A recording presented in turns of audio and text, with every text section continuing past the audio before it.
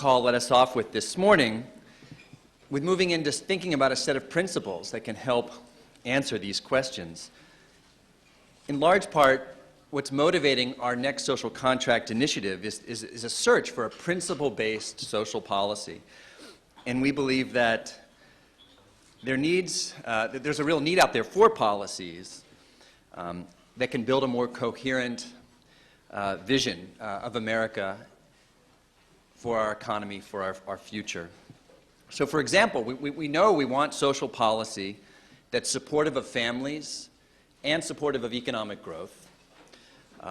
We want policies that promote economic security, but also ask individuals and families for a commensurate amount of responsibility. Policies should be lifelong, and they should also include an assets component that I think Brian Gallagher raised quite eloquently, so families can build up a stock of resources that they have over time to deploy productively over their lifetime.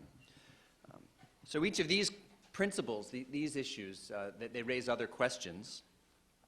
And one of the primary principles that we've also talked a little bit about this morning that we're going to focus on in this lunchtime session, or maybe refer to it because Michael Lind, who's going to refer to his work in his paper and some of the thinking that he's been doing, I think will start from thinking about the citizen-based social contract, but go on to consider some other broader issues. But in your packets, his paper on the citizen-based social contract is included. And this in our internal deliberations has really emerged as a first principle among principles, looking at how we need to make sure that policies are citizen-based. And certainly this brings up the issue of portability and accessibility regardless of employment status, but the approach which we want to be consistent with where the economy is also has a lot of other ramifications about how we need good citizens and what are some of the elements that we should draw on for citizenship going forward. And we need it to be a concept that's more than just a technocratic answer to how benefit packages are put together. So I'm going to turn it over to Michael Lind, who will talk for about 15 minutes and then answer some questions. And there will be some time during the questions to also raise other issues, comments, and questions for Michael that build on some of what we've heard this morning. Many of you already know Michael's work. He recently had an op-ed in the Financial Times. I think that was just last week. That's also in your packets, and it was on some of the potential political realignments that already are underway. He's really a historian. He's an insightful thinker and writer. He's certainly a valued colleague that has driven many of our internal discussions at New America. So we're real privileged to have him here and at New America. So I'll turn it over to Michael. Thank you very much, Reed. When people in Washington tell you they want to change the debate, they're usually lying. What they mean is not we want to change the debate, but we want to end the debate. And you can tell that because after saying that we need a new debate, they then give you all of the answers which make a new debate unnecessary. My purpose in what I hope will be a provocation for discussion and conversation, and not simply a lecture, during this lunch period, is to actually do what many people claim to do but don't do, which is to try to change the terms of the debate. In this case, the debate about the social contract. Now, words mean what you use them to mean, and it's some concern to me and to others at New America that the term social contract is acquiring a narrower and narrower meaning in popular usage. It's meaning essentially wages and benefits, sometimes with health care thrown in. The future of wages, benefits, and health care in the United States are of profound importance to this society and others. We devote much of our time and energy to thinking about them. But it's our conviction that unless you have a set of first principles to act as a framework, you're not going to necessarily know what to do about those particular immediate policy issues. There's an old saying that if you don't know where you're going, any road will get you there. And I also have to break with Washington decorum in suggesting that it's not simply a matter of all well-meaning people agreeing once we see the facts. The truth is there are different values in this society and others. And even presented with the same facts, people may come to radically different conclusions when it comes to policies based on their different values. And it is there, too, that having a framework for thinking about a subject and a framework for analyzing it is useful, even if, at the end of the day, it simply illustrates the differences that we have among each other as Americans, and not just the commonalities. So let's begin with the definition then. What is the social contract? Well, I would propose it is not a contract between the government and the American people.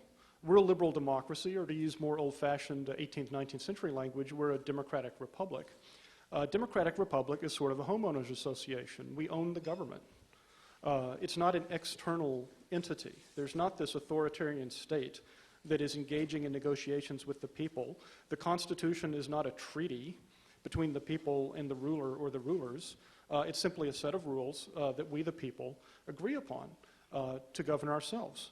That's the first point I'd like to make. The second point is the social contract is not, or at least should not be, a sort of summit agreement among organized labor, business, the organizations of nonprofits, and so on, over the heads of the citizens. Now, those institutions and those industries have a role to play, but at the end of the day, they exist at the sufferance of the citizens of a democratic republic. It's best to think about the nonprofit sector, the for-profit sector, the government itself, as well as the family, to the extent that it's a social fact and not simply a biological fact, as realms that are defined and constituted at the end of the day by law, by statute, by politics. So this brings me to the somewhat unconventional definition of the social contract that has shaped our thinking and that I'd like to propose, which is that the social contract is the division of responsibilities among the realms of family, government, business, and civil society. It is the division of responsibility, and that division of responsibility is decided upon in a democratic republic like ours by the citizens. Now, we don't do so collectively or through plebiscite or polling. We do so through the agency of our elected representatives and the statutes they enact. But at the end of the day, it is an agreement of the citizens with each other. It is a contract among all of us. And we delegate to the elected officials the power to set the rules.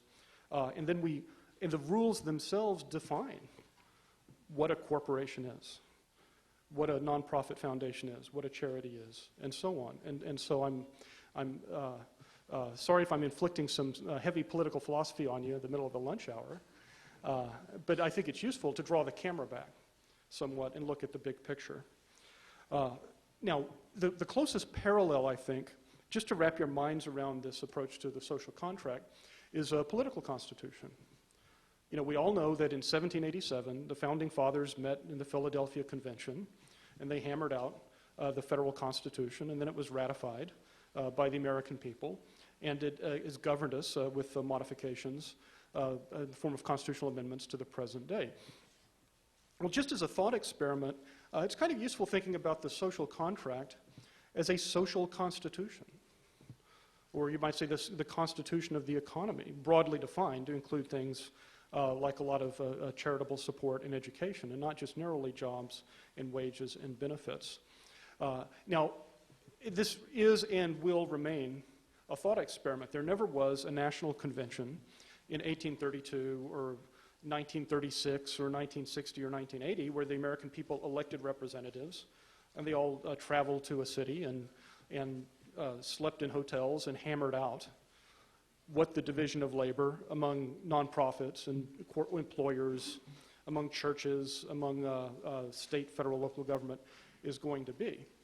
So this remains in the realm of a thought experiment. In reality, of course, the social constitution, the economic constitution, the social contract, has evolved bit by bit, usually in response to crises, particular spurts of growth.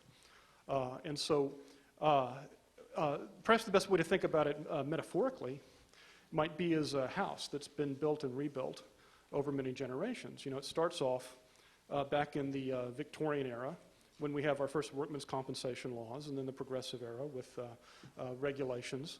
You know, this is kind of turn of the century, you know, Queen Anne neo-Gothic bungalow. Then we have the New Deal, and we have additions to the social contract like Social Security and pro-union laws.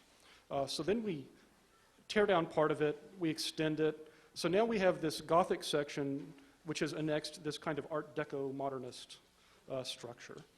Then there's another wave after World War II, because it's really after World War II that we get the employer-based healthcare system, which evolves during the war as a sort of unintended accident of wage and price controls, and it then just grew enormously in the absence of a national healthcare system run by the government. We get the GI Bill, you know, we get elements like that, the Great Society later. So then you have this kind of ranch house, glass box modernism, you know, stuck onto this building that continues to grow by accretion. In the last couple of decades, we've had a rather profound shift towards using tax-based individual accounts, child tax credits, earned income tax credit, things like that, as opposed to direct government provision of public services. So now we've added a postmodern 1990s McMansion wing to what by now is this incredibly grotesque, ramshackle, hideous structure. Now, politics is the art of the possible, and the enemy, and the perfect is the enemy of the good.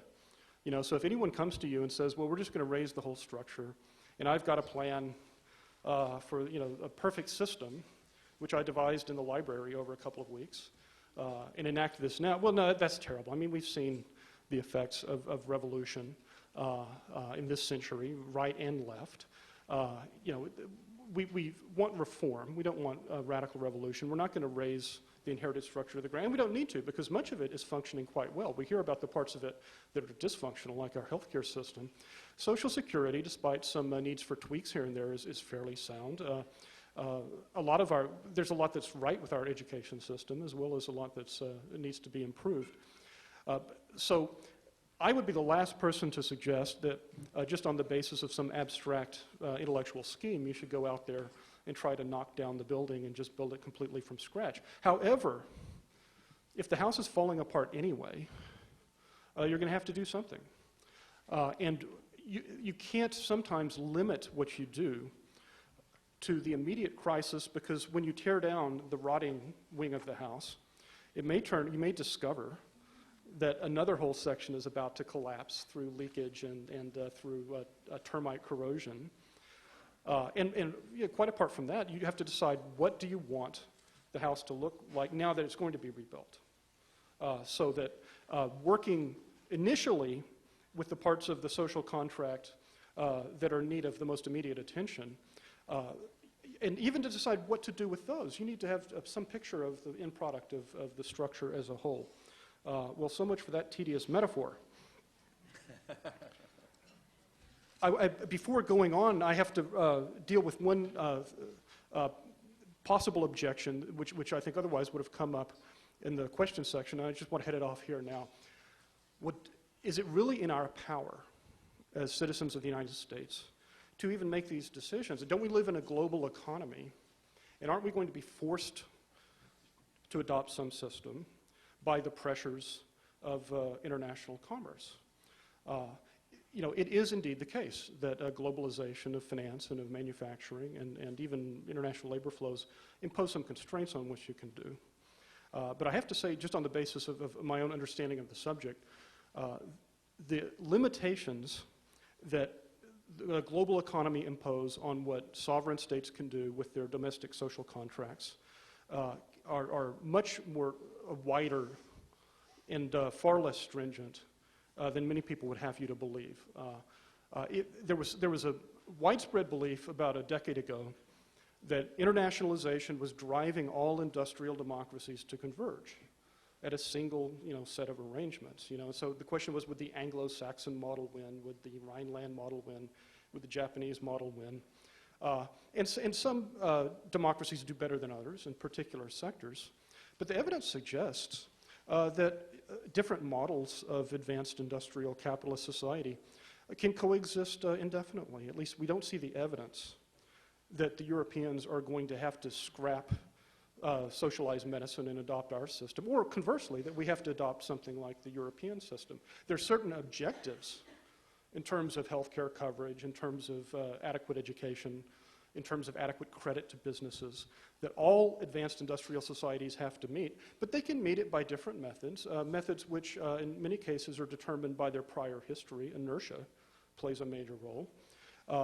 And also their values. As one of the speakers on the last panel pointed out, the nonprofit sector as a major part of the social contract simply does not exist in most other advanced industrial democracies. I always enjoy it when I'm in Europe or East Asia trying to explain what I do at a nonprofit think tank.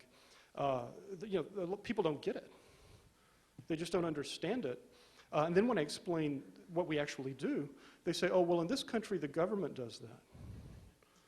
Yeah, it's just the government. I mean, there is no group of citizens with private or foundation support who think about these issues. It's just the government bureaucrats do that. And that's part of our tradition, that I value. But clearly other societies can organize things in different ways. With respect to even the narrower economic elements of the social contract, things like wages and benefits, the influence of globalization can be exaggerated, and sometimes I think cynically is exaggerated, for in the interests of particular economic interests. About 80% of Americans work in the non-traded domestic sector. Now, what does that mean? That means your job can't be outsourced. If you work in the automobile sector, your job can be outsourced. You're in the traded primary production sector. If you work for the Mayflower Hotel, they're not going to shut the hotel down and move it to Indonesia rather than pay higher wages. And even a lot of manufacturing, home construction, for example, these are activities which have to take place, barring unforeseen advances in technology, near the site of consumption, within the borders. So next time you read the statement that most Americans will have to develop the skills and habits to compete in the international economy in this century, you should begin laughing. You should laugh. It's simply not true. If you look at the Bureau of Labor Statistics projections of the jobs with the greatest numerical growth in the next couple of decades, not the greatest trend growth, because there are some international sector jobs that will double by 300%, but it's because they're growing from 1% to 3%. But the actual numerical increases, the vast majority of them are in fairly low-income service occupations like nursing, nurses' aides, restaurant workers, retail workers, that can only be done here, barring great advances in automation, which may come in the long run, but won't come in the short term. Well, so what does that mean? Well, it means that essentially not only the U.S., because this is true of all advanced industrial countries, even ones that have a greater share of their economy devoted to exports, like Germany and Japan, they have a much larger exposure to the international economy per GDP than the United States does, simply because of our scale. The smaller countries tend to be more exposed to the international economy. But this being the case, not only can welfare systems and social insurance systems be devised in different but reasonably effective ways, but so can many jobs, not all jobs. You do have international competition in the traded sector, which does force certain convergence of standards, at least arguably. But when it comes to janitors, different countries can organize this in different ways. You can encourage small business to provide these services through franchises. Or maybe there will be a janitor cartel nationwide. You can do it in terms, they can be paid high wages, they can be paid low wages. There are implications for the economy of a whole that I don't want to dismiss. But this idea that we're bound by the inexorable pressures of globalization to teach everyone to be a computer programmer or to structure even domestic activities a particular way, because otherwise we'll be defeated by China or India or a few decades ago Germany or Japan. This is just a myth. So I just want to slay that dragon, because if it were the case that globalization constrains what we do as stringently as some people think, there would be no point to the final part of my remarks, which is indeed that we have a choice. we have a choice of how to assign these responsibilities under our social contract, that is our social constitution, our imaginary Philadelphia Convention. And in fact, it is differences in values, not disagreement about the data, that underlines a lot of these rather wonky technocratic disputes. That is, social conservatives and libertarians and social democrats really do have different visions of how you assign different responsibilities to these different sectors. And just to use my analogy of the political constitution again, in the United States we have 3 branches of government. One of the things that the Constitution does, and that state constitutions do, is to take certain powers and assign them to certain branches. Law enforcement goes to the executive. Lawmaking goes to the legislative branch. In some cases, we divvy up a common shared power so that the war powers are shared among Congress and among the executive branch. Well, let's think in terms of our imaginary social contract convention. We would have debates. You know, what should be assigned to the nonprofit sector? And here there is a debate in this country. There were some very brilliant conservative intellectuals in the 1990s. I don't agree with them, but they made a very powerful case for a faith-based system, you know, saying that having bureaucratic central government absorb things that had formerly been the prerogative of civil society has denatured and demoralized our society to a certain extent, and it's choked the springs of voluntarism. I think, in general, I disagree with their criticism, but that's a legitimate perspective. What responsibility should be assigned to employers? Here there's a debate. There was a debate even this morning from different perspectives. You know, you can impose more mandates on employers. Right now, we have the declining healthcare coverage and declining benefits. We've all heard the numbers. We're familiar with them. The New America Foundation supports what we call a citizen-based system, in which we would de-link a lot of these benefits from employment. But a case could be made for the opposite, you know, to take what is now a crumbling voluntary system and to impose mandates. I think the costs would outweigh the benefits, but that's a debate that could be had. Family. It may seem strange for family to be thought of as a sector or a realm of public policy decision-making in the way the civil society and the employment sector and the government itself are, but the rubber really hits the road when it comes to childcare. And this exposes great philosophical differences within the U.S. population. Some on the left would like publicly funded, publicly provided childcare, basically from birth onwards. Many social conservatives, ultimately for reasons of value, not for utilitarian reasons, think this is a terrible idea and think that the child care sector should be organized to encourage stay-at-home parents for as long as possible. So I promised you at the beginning of these remarks that I would tell the truth in saying that we want to change the debate and not simply ram a lot of our own answers. We do have answers. You've heard some of them, and you'll hear more this afternoon.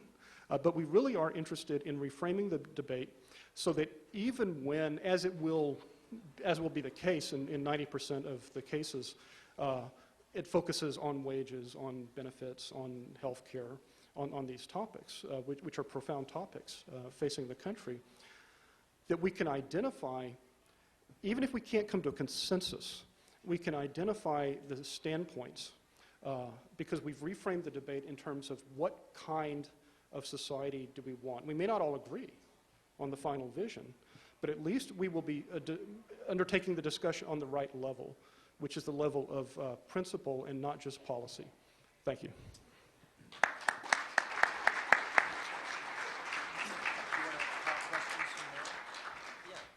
Yeah, my purpose is to provoke, so I hope I've provoked some questions, comments, criticisms. Questions and comments from the floor?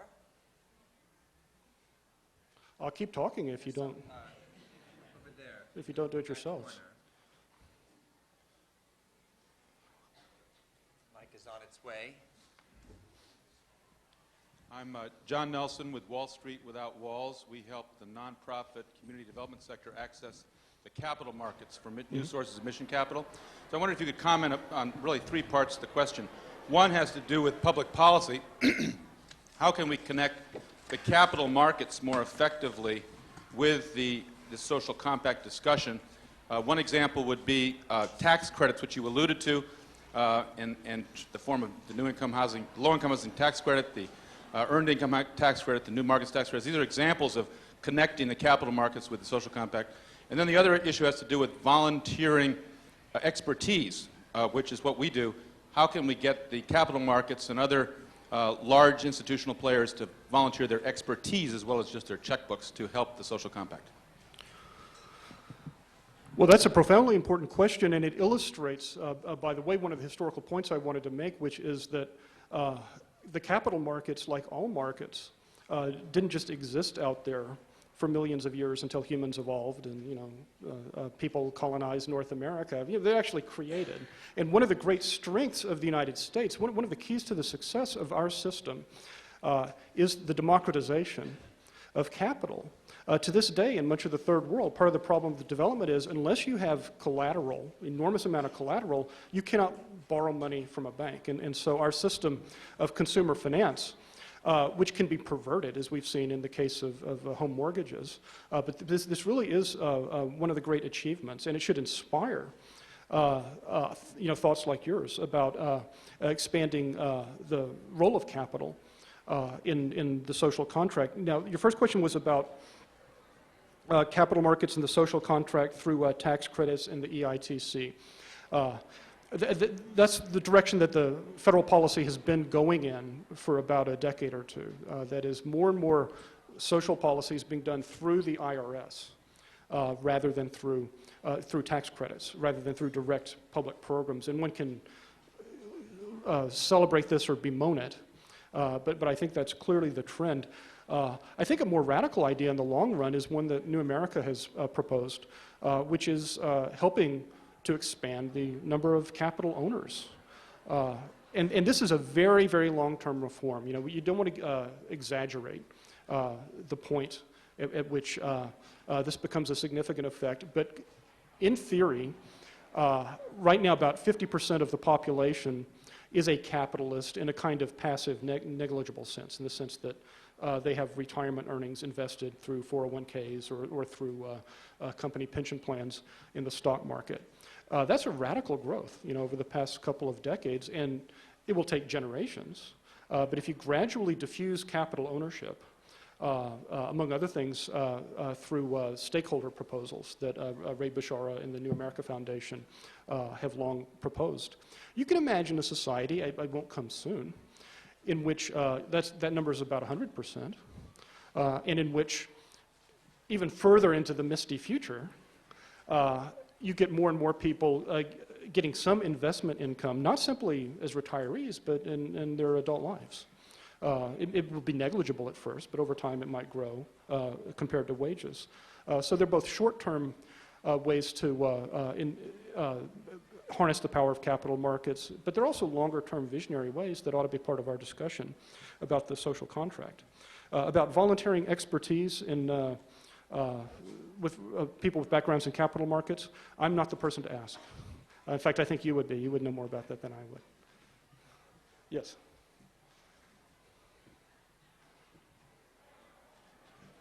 Hi, Michael. I'm Ann Crittenden, a writer here in Washington. I fully agree with your comment that globalization's threat to different social systems is greatly exaggerated. But I would take issue maybe with the point that 80% of jobs are not affected by globalization, service jobs. Use the example of this hotel. I wonder how many people who work for the Mayflower are immigrants. And in effect, immigration is bringing globalization home in the form of the labor is moving to the capital, the labor is moving here, which is why it's such a hot political issue. So don't you think maybe these discussions should include immigration and how we're going to deal with it as part of the social contract discussion? Well, that's a good point. I meant domestically produced activities which can be produced by immigrants. And then but there again, immigration is not an irresistible force. The reason we have the high level of immigration legally that we have is because that's legal. It's congressional statute. Now, one can debate it, you can enlarge it, you can shrink it. The reason we have illegal immigration at large levels is because the bipartisan elite in this country does not want to enforce our immigration laws because of their electoral constituencies in business, in ethnic groups, and so on. You can enforce the immigration laws tomorrow. You can end immigration, illegal immigration, tomorrow. There have been 2 national commissions on the subject, one appointed by President Carter, one appointed by President Clinton. They both pointed out how you do it. You enforce workplace verification so that you punish employers who hire illegal immigrants, and you control the borders, as well as the ports and the airports, and prevent people from overstaying their visas, and so on. So it can be done. The politicians do not want to do it. The people do. That's why you're having this populist revolt. Now, so it can be done. So then the question is, well, what is the best system? The United States has falling native-born fertility, which means the population would shrink over time if you had no immigration. A tight labor market can be good in some ways. I mean, it wouldn't necessarily be the end of the world. But I assume that the United States and similar low-fertility industrial democracies will want a flow of immigrants, fairly substantial flow of legal immigrants indefinitely. So what does this mean for the social contract? Well, again, this is something where you frame the debate, and then people take their sides. My own view is quite simple, and I'll just put it on the table. The citizen worker is as fundamental to our republic as the citizen soldier, the citizen juror, and the citizen voter. We have fought for 2 centuries to abolish relics of feudalism in the form of categories of labor other than fully citizen workers with completely equal rights. That's why we abolished slavery. It was in the interest of citizen workers, not simply of African Americans. That's why we abolished contract guest workers in the late 19th century, coolie labor. That's why we got rid of child labor. And, again, just to editorialize, this isn't the position of the foundation, but the fact that in the year 2007, after contract labor was abolished in the 1880s, and after guest workers programs were more or less shut down in the 1960s, that we're seriously discussing having a caste of hundreds of thousands or millions of legal guest workers so that you would have a multi-tier workforce consisting of citizens who can vote and organize, and an ever-growing number of foreign nationals legally here who can't vote, who would lose their job, who would have to leave the country if they lost their jobs, who would be utterly servile with respect to their employers. I think that's kind of shocking. So I think, but again, if you didn't have a conception of what do we want to be like in America, and you looked at this solely in narrow utilitarian economic terms, then you can say, oh, well, sure, why not? Have a 5-tier workforce where you have citizen workers, and then you have legally permanent resident aliens with green cards, and then you have 2-year contract workers, and so on. It's the kind of question that cannot be solved on narrow economic arguments alone. You have to look at it from the point of view of what sort of nation you want. Yes, back there? Elaine Newman, National Capital Area Union Retirees, and also the Women's National Democratic Club. But I'd like to pick up on what just Ann was talking about, because one of the things that came across to me when you were talking about the low-paid people, you mentioned nurses. Now, we've raised the minimum wage, but we wouldn't have to import nurses from other countries if we raised the wages. And so this is what I don't understand. If we have to get people from other countries, aside from farm workers and service workers and that, what about the things, people are not going into nursing anymore? Because not only are they not getting paid properly, but they're not, the whole system has changed. They have to work too many hours in a row, and there are so many things that they can't plan their days, sort of like the airline flight attendants, because they may have children at home and have to plan for them. So how do we take care of that?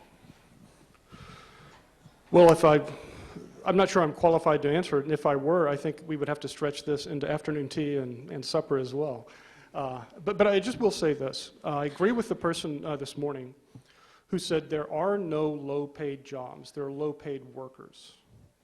There is no job which, by its nature, cannot be a middle-class job in an advanced industrial democracy. In fact, a colleague of mine was looking at a study done by some American researchers who wanted to compare the working poor in the United States with the working poor in Europe, and he couldn't find the working poor in Europe. They pretty much don't exist. There are unemployed people in Europe. I mean, you know, the European labor market isn't necessarily perfect in its own right, but you do not have millions and millions of people who are legally paid below poverty wages, as we do in this country. This is a public policy choice. Now, in terms of the answers, I'm going to defer discussion on that, you know, to another event. Unionization appears to have played a factor, and I just have to say this about unionization. The history of unionization in the United States disproves all of this stuff about a wage earner's share in productivity being the result of education. If you look at the steel industry, something I know something about in the Midwest in the late 19th century, the result of technology was to progressively de-skill workers. So at first you had to have these incredibly skilled workers, often immigrants from Wales, to run the early, very complicated steel mills.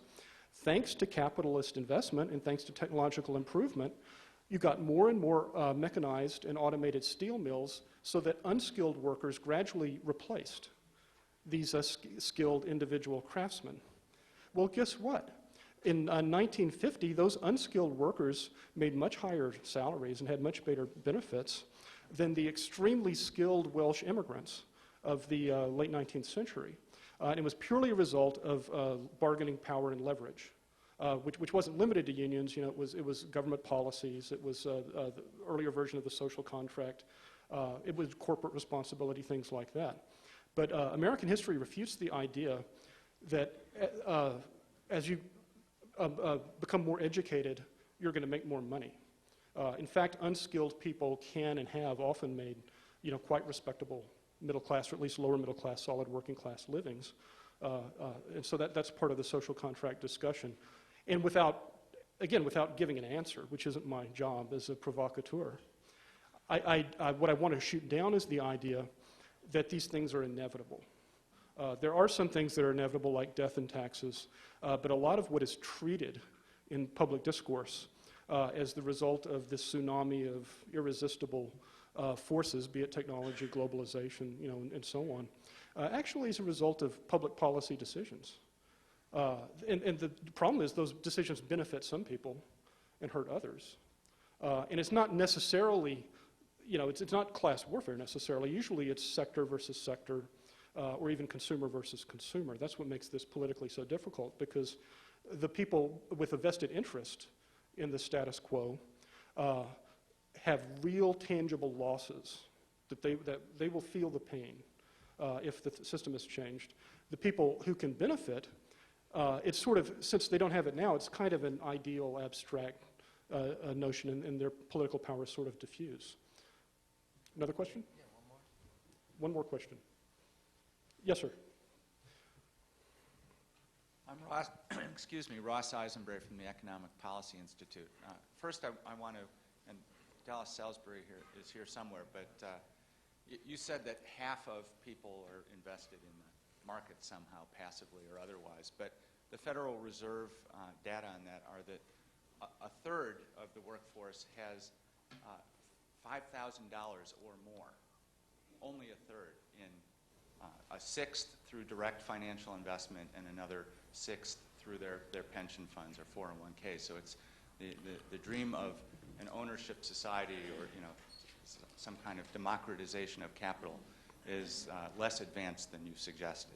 Well, I suggested it was negligible for most people. Well, so but it's even, it depends on how you define negligible. It's even less than you might think. Okay, it's less than negligible. Right. But putting what Michael Gallagher said together with what you've just said and what Andy Stern said, there's a lot that rests that depends on a fair distribution of the growth of the society. And then despite what people have described as the failure of education and our arrangements, we have for the last 10 years been more productive than we were in the 10 years before that and the 10 years before that. GDP per capita is, of course, at an all-time high. The problem, as Andy said, is that the share of compensation of corporate income going to the workers is at an all-time low, and it's exacerbated by our tax policies. You know, we're sort of piling on to the rich. I wonder whether you would agree that if we don't address that what I would consider an unfair, but at least that distribution, the distribution we have now, we're ever going to get to the other solutions that people have been talking about. Well, another subject for all afternoon and evening. I think a lot of, I think you have to, there are actually 3 or 4 different threads that need to be disentangled. One is the share of concentration of wealth in society as a whole. The other is, are wages going up with productivity? And it's conceivable that you could have an ever more concentrated pattern of wealth, and yet still have wages going up at the bottom. So the rich get super rich, but everybody else is getting slightly richer over time. And that was the pattern historically, because in practice, Thomas Jefferson was not as much richer than his slaves or the local white yeoman farmers than Bill Gates is, compared to the rest of us. So to a certain extent, in a technological society, I think you do get much more of a dispersion than you do just as a result of technology. Now, the other question, and again, I'm framing this in terms of questions, not in terms of answers, is what do you think the problem is? Is it after tax or is it pre-tax? And I think in a lot of public discussion, it's assumed because of tax cuts under Reagan and then under George W. Bush, which may be wise or unwise, this dispersion, this inequality grew. And you can correct me if I'm mistaken, but it seems to me the data I've seen shows that there was a real departure from the historic norm with wages at the bottom, at the lower couple of quintiles, beginning in the 1990s. They don't keep moving up, sharing in productivity. This is pre-tax wage income.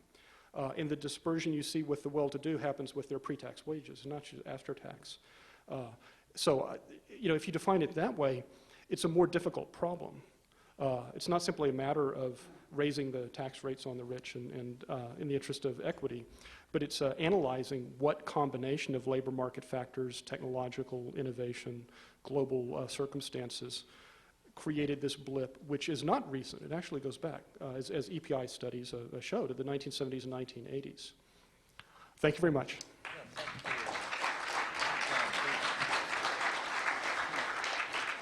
Thank you, Michael. I think we're ready for our government panel, so we'll do a quick set of switches here and bring the panel up that Mark Schmidt will read. And I want to thank everybody involved with putting together this conference, which has turned out to be fantastically substantive and exciting. And I hope it lives up to Diana Aviv's hope for something that actually has some practicality to it. So I want to thank Reed, Michael Calabrese, and also David McNamee of New America Foundation for putting this conference together. I think what I'd like to do is actually start off by introducing the panelists and then make a couple remarks. I'm not capable of being as provocative as Michael Lind, but I will try. First, let me introduce Jacob Hacker. Jacob is a professor of political science at Yale University, a fellow of the New America Foundation from fairly on in our history, and the author of The Great Risk Shift, which is a really important work. I think underlying all our thinking about the social contract is the degree of economic instability as well as inequality facing American families right now. He's also the author of Off Center, which I believe is the best book explaining the political dynamics of the current decade, and a wonderful book called The Divided Welfare State. Following Jacob's comments, Karen Kornblue is the policy director for Senator Barack Obama. And I will say that when I joined the New America Foundation in the beginning of 2005, there were two people that I had known before that I was most looking forward to working with, and they were Karen and Laurie Rubiner, who ran the health program, who I worked with very closely when I worked on the Hill. And within a matter of weeks, one left to work for Senator Clinton and one left to work for Senator Obama. So I've been very lonely ever since then. I find my colleagues where I can, though.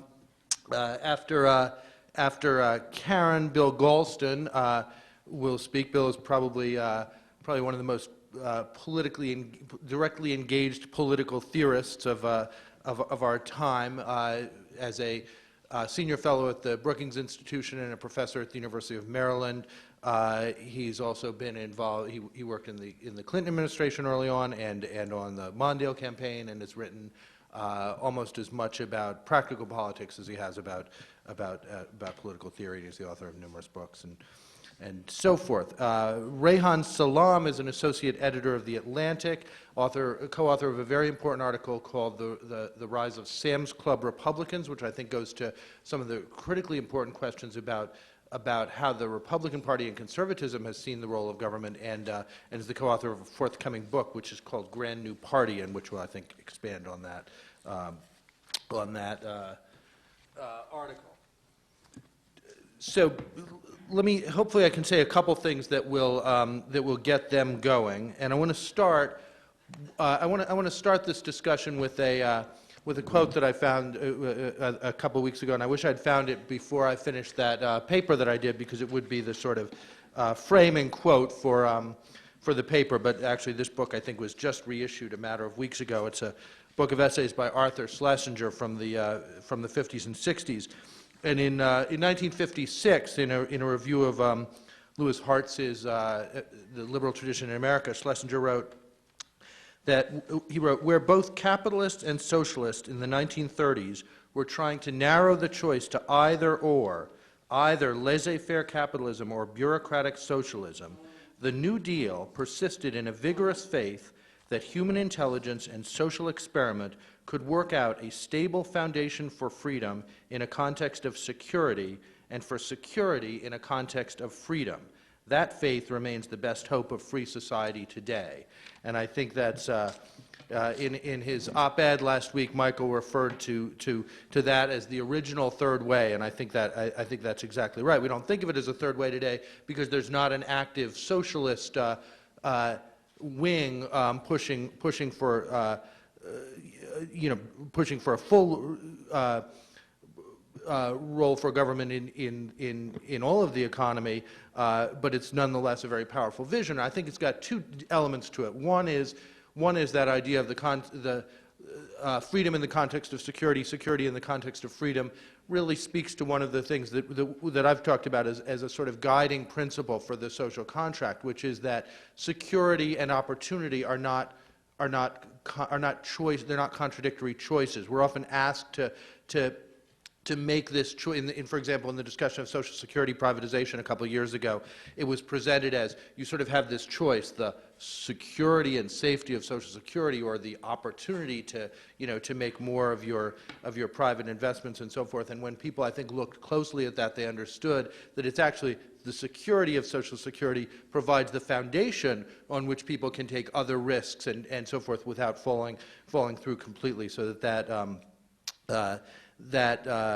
those two are compatible. And the other element, I think, of the way Schlesinger described the New Deal vision was to say that instead of beginning with a preordained notion about what you think the size and role of government should be, either all in the case of socialism or nothing in the case of laissez-faire, you begin with your sense of underlying principles and let the role of government flow from that. And I think what we've seen today in all the discussions, so even when we're discussing the role of employers, when we're discussing the role of civil society, there has been a sort of derivative sense of, okay, for this to work, government needs to play the following kind of role. And I think the idea that we should set forward the principles and let the role and size of government follow, as opposed to working under a system where you begin with a preordained notion of the size of government, is a very important thing and very compatible with Michael's point about we have the power to make the choices we want to make. I think that I would argue that one of the reasons that we've let the social contract kind of drift away from providing the security that we want to provide for our families is because both liberals and conservatives have been operating from some preordained notions of what the size of government should be. Conservatives obviously operating from the notion that it should be as minimal as possible, although there's all kinds of ironies in that as well, often in the complexity of markets that are created through privatization and things like that. Liberals, for the most part, Democrats, I think that we have. You'd expect me to frame this to say, oh, liberals are really, liberals are big government, liberals go too far in the other direction.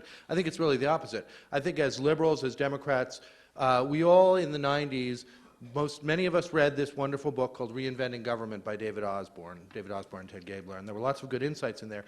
One of the doctrines that we all absorbed was government should steer, not row.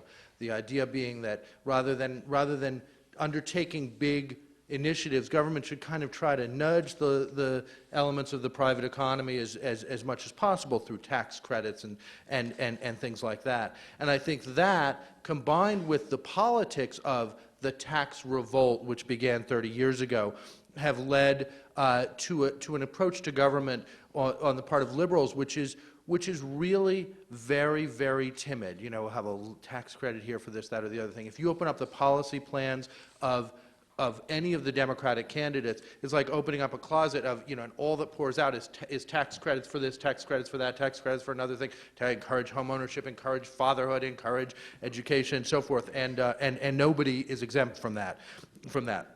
The Republican platform is all tax cuts, tax cuts, tax cuts, but there's very little of that real engagement with the big things government can do, and there are limits to what you can do with tax credits. There are huge limits. As we expand the EITC, for example, we are increasingly subsidizing low-wage work. If you're using tax credits to help people go to college, you're generally helping people who can already pay for college, not opening up the doors to people who wouldn't be able to go otherwise. Huge limits to that in all respects, and it's a kind of negative government. It's kind of like there's two kinds of Greek vase painting, one where you sort of paint the picture on and one where you sort of start with the painting and then scrape away. It's kind of like that. It's a government in inverse. It's a matter of what you don't do, what you don't tax, what you pull away from, rather than using the active power of government. And you can't bring any of the countervailing power that would really enforce responsibilities on employers or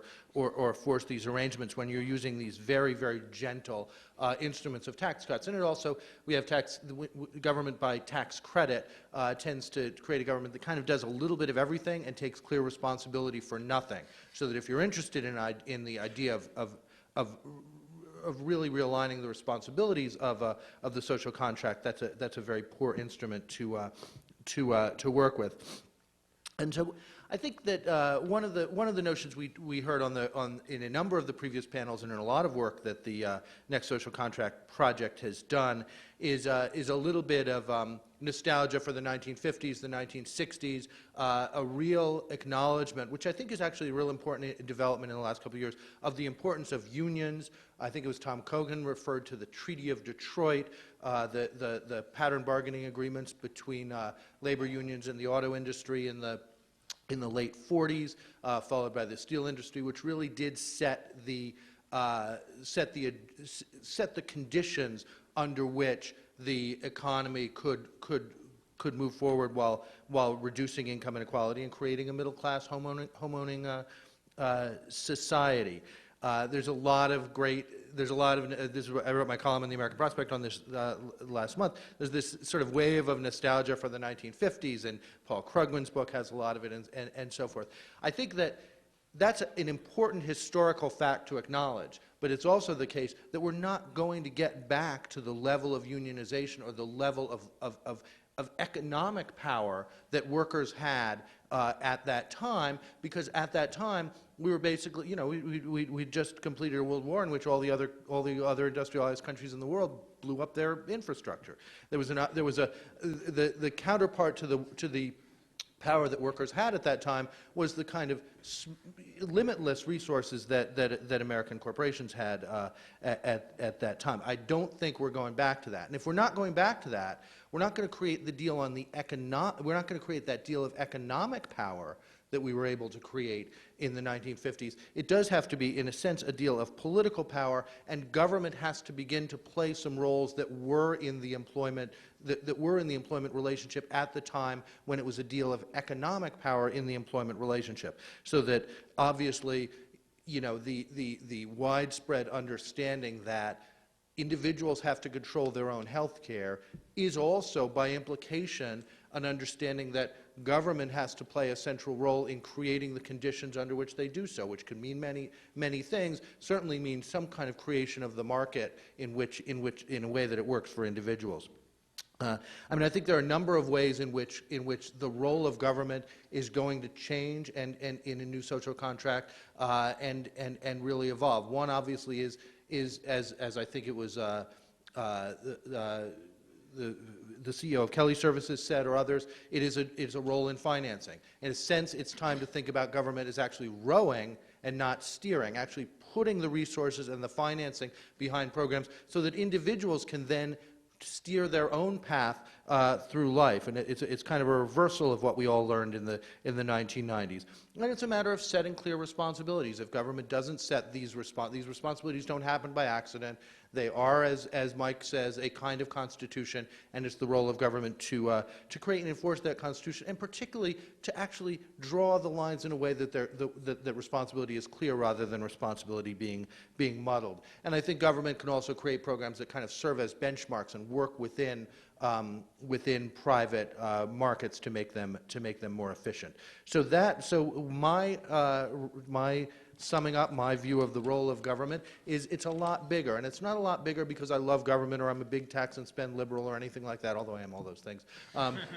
But it's bigger because I think that's where you have to, that's the inevitable result of stepping back, and instead of saying anything about what you think the size of government is, think about what the principles are and the direction of the kinds of social contract that pretty much everybody who's come before us has spoken about. So with that, I'm going to turn it over to Jacob, whose cold political eye will probably tell me why I'm all wrong, and then we'll go forward. Thank you. Well, actually, Mark, that was an amazing setup for what I want to talk about, and so thus must be entirely correct. I'm really pleased to be here. It's really both a pleasure to be at this forum and a pleasure to sort of celebrate the coming out of the Social Contract Initiative, which I think is a really valuable effort and one that has a lot of great thinkers involved in it. I'm going to be relatively brief, even though I'd like to say more. I very much enjoyed that introduction, Mark, because I'm told that I should speak for about 10 minutes, and I've heard that academics are people who can speak for 10 minutes and 10 hours and say exactly the same thing, and so I'd like to give you the 10-minute version. I heard another version of that, which is, I guess, appropriate for our current setting, and that is that politicians are the only people who can speak for 10 minutes and 10 hours and say nothing. So I'll at least say something. And all this reminds me of an evaluation I received as a new assistant professor at Yale. And it certainly started promisingly. It said, "Professor Hacker, if I had just 15 minutes to live, I'd want to spend it in your class, because that way it would seem like an hour." Yeah, tough students there at Yale. So I'm going to speak for 10 minutes or so, and I hope it seems like 10 minutes. And I want to start by simply observing what many people have already observed today, which is that the social contract, the network of obligations and rights and responsibilities that link employers, individual, government, families, and communities is under severe strain. And the most obvious respect in which that's the case, the respect in which toward which I've been focusing much of my work in recent years, is the erosion of our traditional employment-based structure of social benefits. Now, as I've written in previous work, we have a truly distinctive system of social protection compared with other nations, and it relies heavily on employers to provide basic social benefits like health care and retirement pensions. Indeed, if I had my slideshow, I'd show you that we're actually above the average for rich nations in social spending when you take into account these private employer-provided benefits. And of course, I would also point out that these private employer-provided benefits are not provided out of the goodness of employers' hearts, but are heavily subsidized through our tax code to the tune of something on the order of $400 to $500 billion in foregone tax revenue each year. Now, the problem, and the reason that, one of the main reasons I take Mike's concern to heart, that we should not just be talking about wages and benefits, but one of the main reasons why we are talking about the social contract is that this broad and distinctive social contract is unraveling before us, and therefore more risk and responsibility is shifting from the broad shoulders of government and corporations onto the fragile backs of American workers and their families. Now, I've called this elsewhere the great risk shift, and I think it really calls on us today to think about how we might reconstruct the basic social contract in a new economic and social environment, one that's marked by globalization, deindustrialization, great changes in the family and changes in employment practices, as well as in the obligations and burdens of government itself. And so what I want to take up today in my remarks is how we might re-envision this social contract, both philosophically and perhaps more important and more pressing politically, how we might take up this larger challenge of thinking about our framework of economic security, and I want to talk in particular about how we might think about the role that government should play as an essential and often leading player in meeting this challenge today. And the reason I want to focus on government, and I think Mark said it right, is that we tend to start with a kind of baseline assumption that public social insurance is outdated. That we're talking about trying to protect relics of an earlier era, Social Security, Medicare, unemployment insurance, and indeed many of these programs are under severe strain. We hear that these social insurance structures lack the flexibility to respond to changing circumstances. We hear again and again that they are somehow a constraint on our economy, a cost that we must bear, mucking with the free play of our market, lacking the dynamism and flexibility that's necessary in our new, more competitive era. And if you take one point away from this talk, it is that these ideas, these arguments are not just wrong, they are spectacularly wrong. In fact, as Mark noted, security is essential to opportunity, indeed to freedom, and all the more so in a more dynamic and flexible economy. And so what I want to talk about is both the policy and politics of this basic claim. The politics in the sense that I want to talk about how we might speak about government in taking on these new roles, and the policy, because we should ask most at the very beginning is what that role should be in this new economy. Now, to me, the challenge in some ways is that when we talk about economic security and economic dynamism and growth, we tend to see them, and we tend to talk about them in a way, as I'll say in a moment, that very much pushes against seeing them as mutually supportive and interwoven. So I think it's useful to start here with a little bit of background. I was involved in a panel at the Brookings Institution last fall as part of their Hamilton project. And I was also part of the Economic Policy Institute's, Ross is out there, Economic Policy Institute's Agenda for Shared Prosperity. And I believe I'm one of the few people who was involved in both efforts. I was told by a journalist, I guess jokingly, that the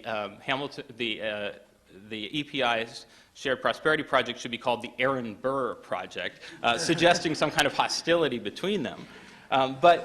But what I think is remarkable, and I think Bill will perhaps elaborate on this, is how far the discussion has come that I could be part of both these projects and that they could both be talking about, in broad outlines, relatively similar things. Many of the people who were associated in the 1990s with the view that government's role would be principally about reducing the deficit, perhaps focusing a bit on helping low-wage workers, doing some minimal investment in public infrastructure and skills to ensure that workers can compete in this new era, seem to be much more tuned in today to the concerns about economic insecurity that we see in the polls and that were clearly manifest in the 2006 election. So when I was at this panel, nonetheless, they framed the question that I was supposed to answer and speak on in much the way that Mike was supposed to sort of offer provocations as, is economic security at odds with economic growth? And I took umbrage at the question itself because, of course, in one sense, the answer is easy. Economic insecurity can be at odds with economic growth. I can think of lots of ways of providing economic protections that would provide a good deal of security and very little in the way of economic growth. Rigid restrictions on the market, wage floors so high that they destroyed jobs, restrictions on hiring and firing, and a whole host of measures, many of which have been shown conclusively over time to not work well in providing both security and opportunity. But what's ironic about the question is that the kinds of protections that most of us are talking about who are concerned about economic security, those of us who read Schlesinger's work, are social insurance. And social insurance, as Schlesinger said, was really about providing an alternative to these tough restrictions on the market. Social insurance was designed to work with rather than against a capitalist economy, to allow these adjustments to occur without vast dislocation in individuals' lives or in the workings of corporate America. So the question that I thought should be asked, and I think should be asked today, is whether economic security and how can economic security enhance economic growth and dynamism. And not just growth in general, of course, but growth in the economic well-being of those in the middle and the bottom as well as those at the top. Now, when the question is framed this way, it seems to me that it's fairly easy to answer in the affirmative. The key innovations of American capitalism were all about providing security to entrepreneurs and investors to ensure that they had the confidence to invest in the future. Think about a secure money supply, about bankruptcy protection for investors and corporations, about limited liability for corporations, about deposit insurance. If you go down the list, Freddie Mae, Fannie Mac, the Pension Benefit Guaranty Corporation, we see again and again that government has been called in, and it will be called in most recently in response to the hedge fund crisis, to play a special role as a risk manager. Indeed, we look across the world today, and we see countries that are mired in poverty and deprivation precisely because they lack these basic institutions of risk management that allow a flexible, dynamic capitalist economy. So on the policy question, the answer is clear. We need a basic framework of economic security in our lives to be able to have the security and the opportunity to compete and innovate in a flexible, dynamic economy.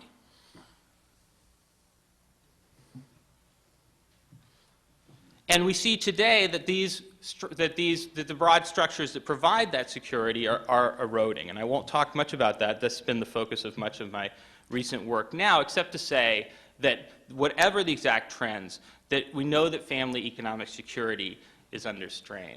And while we tend to focus on the economic costs of this strain, one of the things that I think this framework of thinking about security as a cornerstone of opportunity reminds us of is that there also are psychological costs of this kind of strain. Psychological costs that are manifested in anxiety, in unwillingness to take risks, in misallocation of resources and investments, and so on. So we harm growth and we harm individual opportunity when we do not give people the resources they need to get back on their feet and rebuild their lives. We impose cost and we harm economic opportunity when we tie benefits too closely to work. We know that there are basic kinds of economic protections that are essential for people making their investments in the future, most notably their investments in education.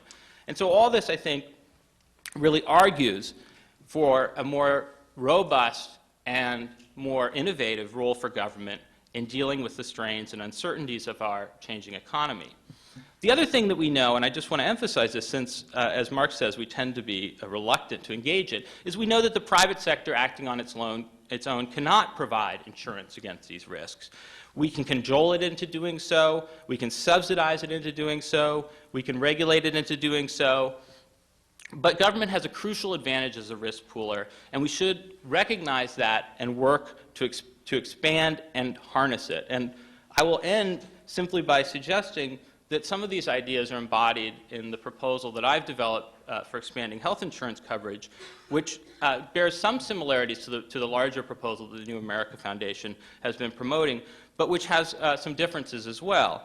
Rather than simply relying on an individual mandate and new mechanisms of pooling, I put a lot of emphasis not just on keeping employers in the game in some core respects, but also on creating some kind of new public insurance framework that would be able to compete alongside private health plans. And this has become an element of the campaign proposals of all the leading Democrats.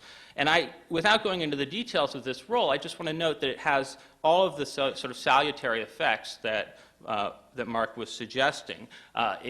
There's a large financial benefit of doing this. The savings are substantial. This proposal can cover everyone without spending more overall, and the federal costs are quite low. It also puts more emphasis on shared responsibility. And finally, it allows there to be a public role as a kind of benchmark against which you can judge the private plans. And since the public sector, it turns out, proves to be very capable of providing coverage at a low cost, this is an important benchmark to have. So I started off by saying that I wanted to make a policy argument. I want to close with a very brief political claim. And that is that as we talk about providing security, that we need to move beyond focusing just on the security side of the picture. Because if indeed we're providing security to expand opportunity, then we need to talk about the ways in which helping those who fall from the ladder of opportunity is also about making that ladder stronger for those who reach for the stars. And so, as I say it in a piece I wrote recently, we need to provide security to expand opportunity, not just to help those left behind. Thank you.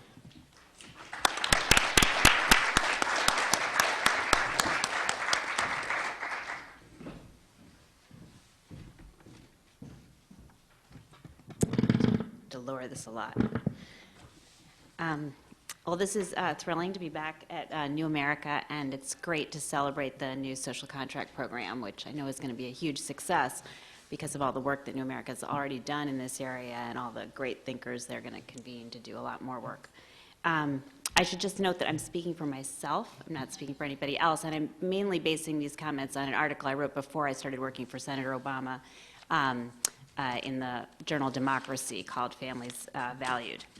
And I started thinking about these issues, I guess, going far back as the beginning of my career when I was a management consultant, and I worked with manufacturing companies that were trying to deal with all the changes that were going on in the economy, and they were going from a traditional let's own all parts of the production to becoming much more networked and looking to compete with people overseas, and things were really changing to all the way through the Clinton administration. I was in the Treasury Department where there was a lot of discussion about what to do about Social Security and so on. And I could talk about the broad brush issues of the social contract, but I think the people on this panel are doing such a great job. I so agree with everything Mark said about the defensive crouch that progressives have been in terms of not articulating what we want government to do, what it should be for, how it can help, and Jacob articulating, different ways that we could go about doing that. What I'd like to focus on instead is a piece of the puzzle that I think gets left out. I was thinking about it on the way here, and it's almost like when you see, sometimes in a crime movie, somebody will take a photograph and they'll develop and develop and develop it, to enlarge that one little piece in the corner of the picture, and it'll turn out that's where the crime is being committed, and they'll finally solve the crime. Has anybody seen this movie? I feel like that's what we do a little bit when we talk about what's happened in the American economy. We focus on the full-time breadwinner, and we can't help it. We talk in gender-neutral terms, but what we're really talking about is that guy with the lunch bucket going to work in the 1950s, and what's happened to him, and how can we make life better for him if he works full-time. And you'll hear it just in the way people talk. Even when people talk about reform, it's always in the context of if you work full-time then.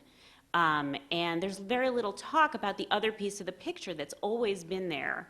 And I think we need to put that in focus as well. And so I want to make 3 points. I just heard a media trainer say everything has to be in 3 points, so I'm going to really try to cram everything into 3 points. So the 3 points would be that I think the issue of what's happening in families and how we're raising children is not a separate story. It's front and center in the economic story. It's been caused by the economic changes that have been going on because of globalization and so on. And if we don't address it, it will hurt us in the economic sphere. So we can't sideline it. that our social contract, even in the U.S., certainly overseas, but even in the U.S., has always really been in part about that, about helping families. And that when we talk about modernization and we try to answer Mark's question about how do we get out of this defensive crouch, it should be what modernization is about. So just, I'll quickly go through changes that you know. The family has changed dramatically in the good old days that people seem to have a lot of nostalgia for. 70% of families with children had a full-time breadwinner, and mom was at home taking care of the kids. And that completely reversed. So by now we've got 70% of families that we've called juggler families, which are either single parents who are working and taking care of kids, or two parents who are both working and taking care of kids. And in fact, 1/3 of families right now with kids, 1/3 of kids, sorry, are living with one parent right now. 1/3 of kids. So in all those cases, presumably, you've got a mother working and taking care of her, or on some kind of assistance. Families now are relying on relatives or the market or juggling for care, whereas before it was free. It was provided by mom. And divorce was rare. Obviously now it's much less rare. So the family has changed dramatically. And I think in this country, as opposed to in Europe, we tend to sideline this, I think, in part because we think it's a cultural issue. It's a relic of the 1960s, mom wanting to have it all. It's her choice. Why should we worry about it? We have this image of mom in a suit. And I think what we're forgetting is, and what they didn't, they didn't have this experience in Europe where after the war, they wanted to get women into the workplace. They had a labor shortage, and they wanted women to have more children, so they wanted to make it easier for them. So they had a very different mindset. And when I was at New America, Jared Bernstein of the Economic Policy Institute and I did a paper together based on his data that showed even if you looked at the two-parent family and you tried to back out what would have happened to their income if mom hadn't been working, what you find is that they were absolutely dependent on mom's salary. She wasn't just working for personal fulfillment. She was working to help keep the family afloat. And if you look at the bottom families, their income as a family would have declined. If you look at the next group, it would have declined, and even middle-income families would have barely stayed even. And the recent census data shows this too. Wages stagnant or falling, but incomes going slightly up. It's just because now in our new economy, you have to throw more hours on the fire. In the old days, one person working 40 hours a week, every year your income went up. That's not how you get to the American dream anymore. Now you have to keep throwing hours on the fire in order for the family income to go up. So I think we can dispense with this idea that it's just a cultural issue. It's really how families in America are today, and if we want to worry about families, we have to worry about this. And then in those families, you've got this catch-33. It's not just a catch-22 because there are three factors working against them. One is that it's impossible to find childcare. And it's expensive, it's poor quality, it's more expensive in many cases than college, but you don't have time to save for it, and there's no financial aid. Full-time work is 24/7, as you all know, I'm sure, with your BlackBerries, and there's half of all workers receive no paid sick days. Half of workers have no ability to alter their start and end times at work. I could go on and on. If you're a parent in this 24/7 economy, if you're part of that 70% of families where everybody's working, you can't shift your work schedule to deal with your kids. And then on top of that, the third part is that there's a part-time penalty. If you do try to cut back, if you say, okay, I'm willing to go part-time, I'm willing to become a contingent worker, you pay a huge penalty. Part-time workers earn less, they get less health insurance, they don't get all kinds of benefits. So what's the economic case for doing something about this if it's in part caused by the economy? James Heckman, who's a Nobel laureate at the University of Chicago, has been making an argument that we really, in this new economy, we have to invest in early stage human capital. That human capital is really what drives growth. It's a knowledge economy. And so if we're going to have growth in our economy, we've got to invest in people. And when is the time that the science is showing is absolutely essential? It's in those very early years. Well, how are you going to do that? There are preschool programs we can invest in that show incredible work, or as Dalton Connolly, professor at NYU, has talked about, we can help families have more time or more money to deal with those early years. But in either case, we need to worry about what's going on with families and what's going on with those kids. Those are our workers. Those are our Social Security people are going to pay our Social Security, those kids, and we have to worry about them. Okay, now I've gone through point 1. So I guess the other point that I'd like to make is that, and this is what my article in Democracy talked about a lot more, is that the U.S. social contract has always been about helping families. That to some degree it was invisible. We pretended we weren't doing it. When Social Security was first passed, it was really an earnings-based system. But before it actually started paying out benefits, it had changed. And there was a spousal benefit and a survivor's benefit. So for those of you who are not Social Security wonks, what that means is that you don't just earn your own Social Security benefit, but you can earn 50% more for your spouse. So it's not, we think of it, we lie to ourselves and say, well, it's really, I'm saving up for my own retirement. We all know that's not true. It's progressive as well. But in addition to that, there's a subsidy for being married. Now, that was originally created as a subsidy for being a parent because all moms, most moms, not everybody, obviously, but moms is presumed to be married, and if you were married, you're presumed to have children. So a spouse could take care of that. So that 50% was for taking care of you in your retirement if you'd spend your life raising kids and out of the workplace. Similarly with the survivor's benefit. And then, of course, it was presumed that you would get your health insurance and your pension through your employer, and that was tax subsidized, as I'm sure people have mentioned before. So again, the government getting involved through the company, but also through the breadwinner to support the family. And we tend not to think about that, but it's always been the case that the social insurance system was always about keeping families afloat. But because we haven't modernized it, it's actually working right now against families. So the very system that we set up to help them is actually making the penalties that catch-33 that I was talking about before. Please don't tell anybody that I made up that horrible phrase. But that is made worse by the social insurance system, because what happens now, and there's been a lot of others who have written about this, but what winds up happening is, for instance, Social Security winds up giving, if you're a single mother, you have no option to get a spousal benefit. If you're a married person who's never paid into the Social Security system and hasn't raised a kid, you can wind up earning more in your retirement than the woman who raised a child and worked her whole life and paid in. It preferences wealthier families than poorer families because the spousal benefit is keyed to the earnings of the spouse. So what winds up happening is you end up paying a penalty.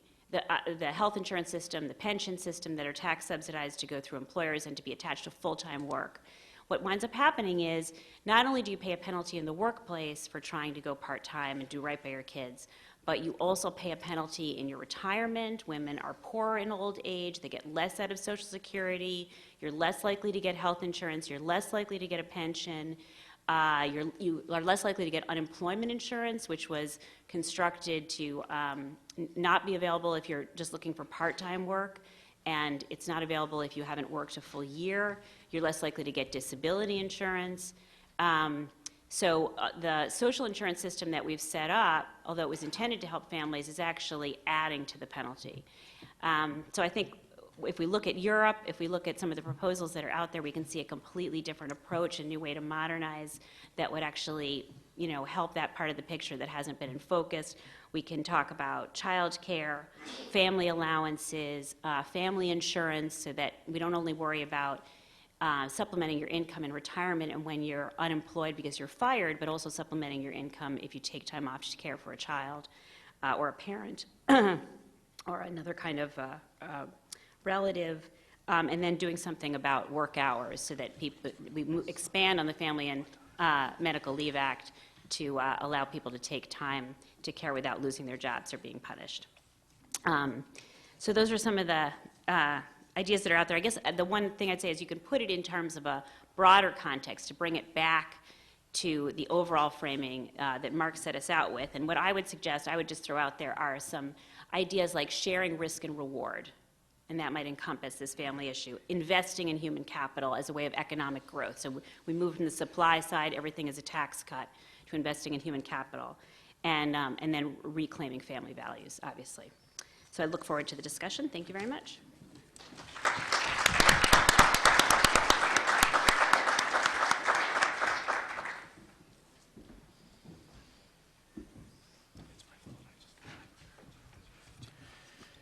Well, I have a lot to say and only 10 minutes to say it, so I'm going to dispense with the obligatory thanks and jokes and get straight to it. I'll begin on a note of agreement with what Michael Lind said at lunch. The key question, broadly, is who is responsible for what, and how do we reason about that question?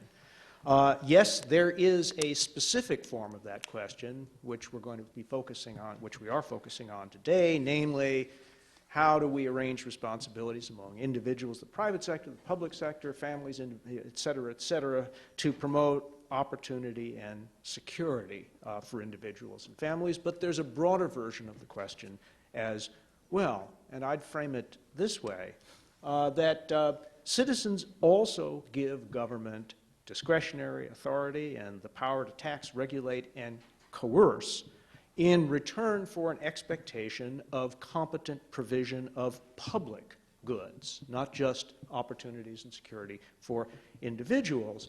And so when a polity is exposed to preventable external attack, when bridges fall down and airports don't function, or when government cannot respond appropriately to disasters, that is a breach of the broader social contract, and I hope very much that those issues of public goods, as well as the more specific issues of opportunities and security for individuals and families, will be on the table as this project goes forward. But now on to the more specific questions. In his splendid framing paper for the project, which I hope everybody will read, Mark Schmidt asks a very interesting question towards the beginning, namely, what are the enabling circumstances for large changes in the social contract? And he lists 4. Number 1, rare moments of economic crisis, such as the Great Depression. Number 2, war and immediate post-war periods.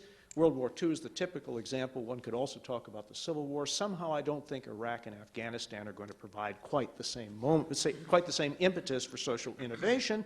Number 3, moments of great prosperity and opportunity. You can scratch that one. And number 4, moments of what he calls rare political unanimity, which I would amend slightly to agreement. So we're 0 for 4. So by that schema. So what is the line of hope? It seems to me that the best hope right now is not to hope for another rare moment of economic crisis, though perhaps some on the left in their private unacknowledged moments do, but rather I think we should try to broaden agreement whenever possible on the definition of the problem and the strategic way forward. I'm going to let Rehan speak for the center right, and I will say that at least on the center left, there is no such agreement. There has been some convergence, but still, as I look at the situation, there are 2 recognizably divergent, somewhat competing understandings and associated policy and political strategies. And let me call these 2 alternatives the back to the future strategy and the forward to the future strategy.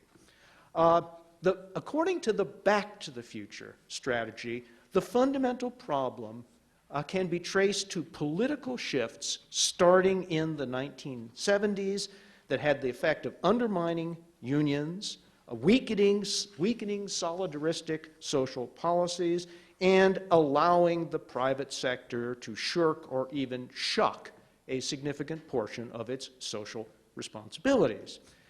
From that perspective, the solution, the strategic way forward, is to mobilize political will so that government can use its regulatory and coercive powers to punish corporations for pursuing low-road strategies and rewarding them for taking high-road strategies.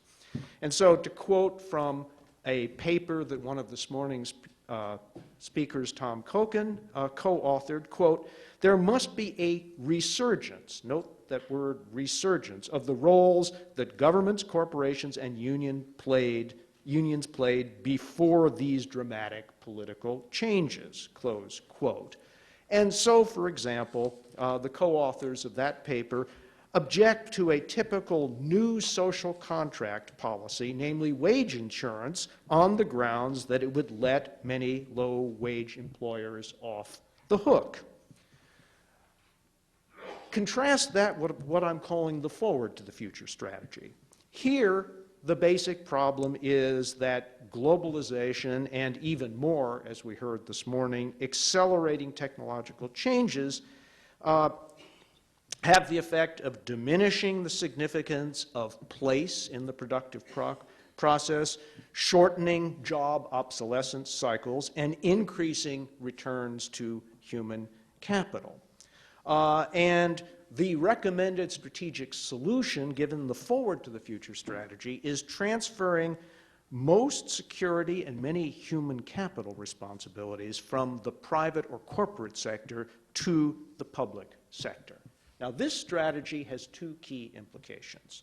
Number one, a larger government, at least as measured by the percentage of the gross domestic product that it commands, and I'll return to that point in the conclusion. Number two is a diminished social role for corporations. And here, let me quote a brief passage from one of my fellow symposiasts on this panel, Jacob Hacker, who says, quote, "An improved safety net should emphasize portable insurance. This should be mostly separate from work for a particular employer. That is, a commitment that moves seamlessly from job to job." And then Hacker comments, I think quite provocatively, "If this sometimes means that corporations are off the hook, so be it." So, on the hook or off the hook? That's the question. Now, these strategies are not night and day. Obviously, the Back to the Future strategists do acknowledge that health care and pensions are going to have to be handled differently going forward. On the other side, the Forward to the Future strategists fully acknowledge that basic commitments to health, safety, minimum wages, etc., need to remain in place, and government must continue to police and enforce them. My view, to state it as bluntly as possible, is that while there is an important continuing role for unions and private sector benefits, the high road to a future of security and opportunity for all runs through a new role for the public sector. Yes, we can make political choices, but we cannot choose the economic or social context within which we make those choices, and this new economic and social context, in my judgment, precludes any simple return to an imagined golden age. I absolutely agree with Jacob Hacker that in current circumstances of instability and anxiety, there is no case for dismantling existing security programs. But what about government's new role? I'd summarize it in the following propositions. First of all, to mobilize resources, which implies, let me be blunt, a higher level of taxation. Number two, the distribution of these resources in a progressive, need-sensitive manner. This is government that is neither rowing nor steering, but rather giving oars to people who don't have them. Number three, a regime of law and regulation that structures, so to speak, the market within which individual choices take place. Number four, the provision and policing of reliable information that is easily comparable across choices. And number five, I would say, the use of soft paternalistic devices to lean against the tendency of human beings towards short-sightedness. Our fundamental choice, I believe, is between a new social contract and no social contract. And if we end up with the latter, we're going to be a meaner, more divided, less decent society, and we're going to have a big-time populist backlash in areas such as immigration, trade, and tax aversion. Let me just finish, if I may, with 1 minute on the emerging politics of the new social contract.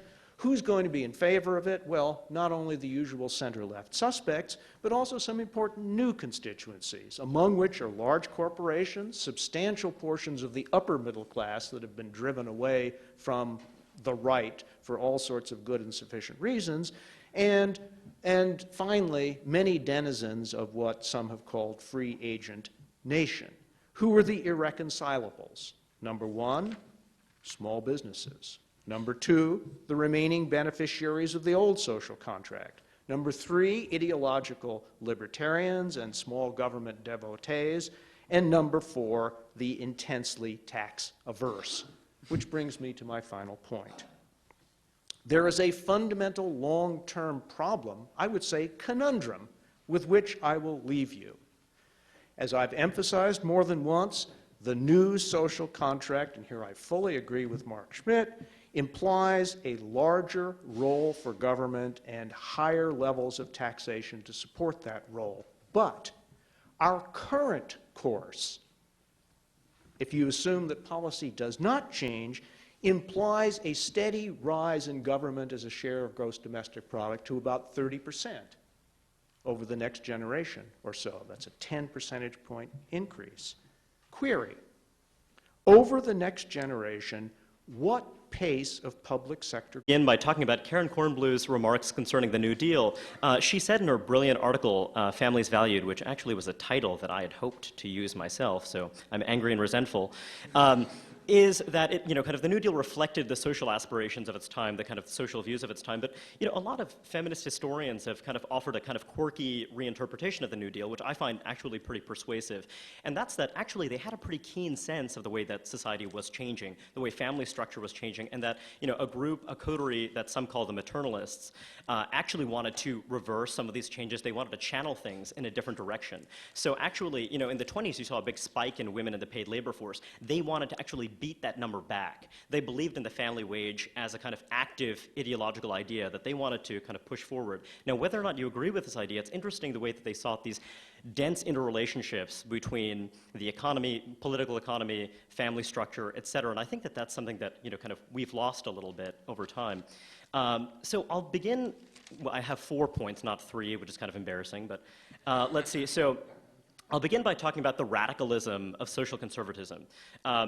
If you look at someone like Mike Huckabee, who's become a very kind of popular, interesting figure, a lot of people find very striking, a lot of people find very odd, he doesn't really fit in a lot of our conventional categories. Robert Novak wrote an extremely scathing, nasty comment about how, these downscale pro-life voters, they can't be trusted to cut your taxes, ergo this guy needs to be stopped immediately. And he's right, actually, the Republican Party changed by absorbing this new constituency that actually isn't as ferociously tax averse. That's not really their highest priority. It kind of reminds me of this wonderful book by Will Salatan called Bearing Right about what he calls pro-choice conservatism. And I actually think that his book covers the abortion politics in the kind of 80s and 90s. And I think there was a really fateful moment that no one really knows about, that he writes about, that happened in the early 80s. It was in, of all places, Arkansas. There was actually a referendum about a series of pro-life measures designed to actually increase funding for mothers and young children. This was a really interesting thing that actually, kind of fit the tenor of politics in the state of Arkansas, a state that was, pro-Carter, but that was also really socially conservative. And actually, a brilliant guy named Harrison Hickman was able to kind of organize a lot of forces to defeat this measure through what Salatan calls pro-choice conservatism.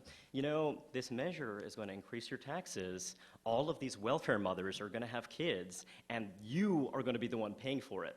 So that also later led to, kind of this changing configuration of U.S. politics around the Bork nomination fight, et cetera. It led to this quirky story where the Rockefeller Republicans started seeing, the Democrats make a lot of sense to me. They care about a lot of issues that are very important to me. Sure, I'm comfortable with some kind of tax and spend liberalism, but really, this stuff resonates with me very powerfully. I see the way that social conservatism, the way that the pro-life movement, sort of as represented by folks like Huckabee, downscale voters who don't care about taxes first and foremost, but care about these so-called life issues, it's going to mean a bigger state, and it's going to mean some sort of impact on me that I'm not totally happy about. So that kind of politics this kind of Christian democratic politics, if you will, was really sublimated, really vanished from the scene for a long period of time, and now I think it's reasserting itself. But I think the fact that it did go away at that time really accounts for a lot of what we've seen over the decades since.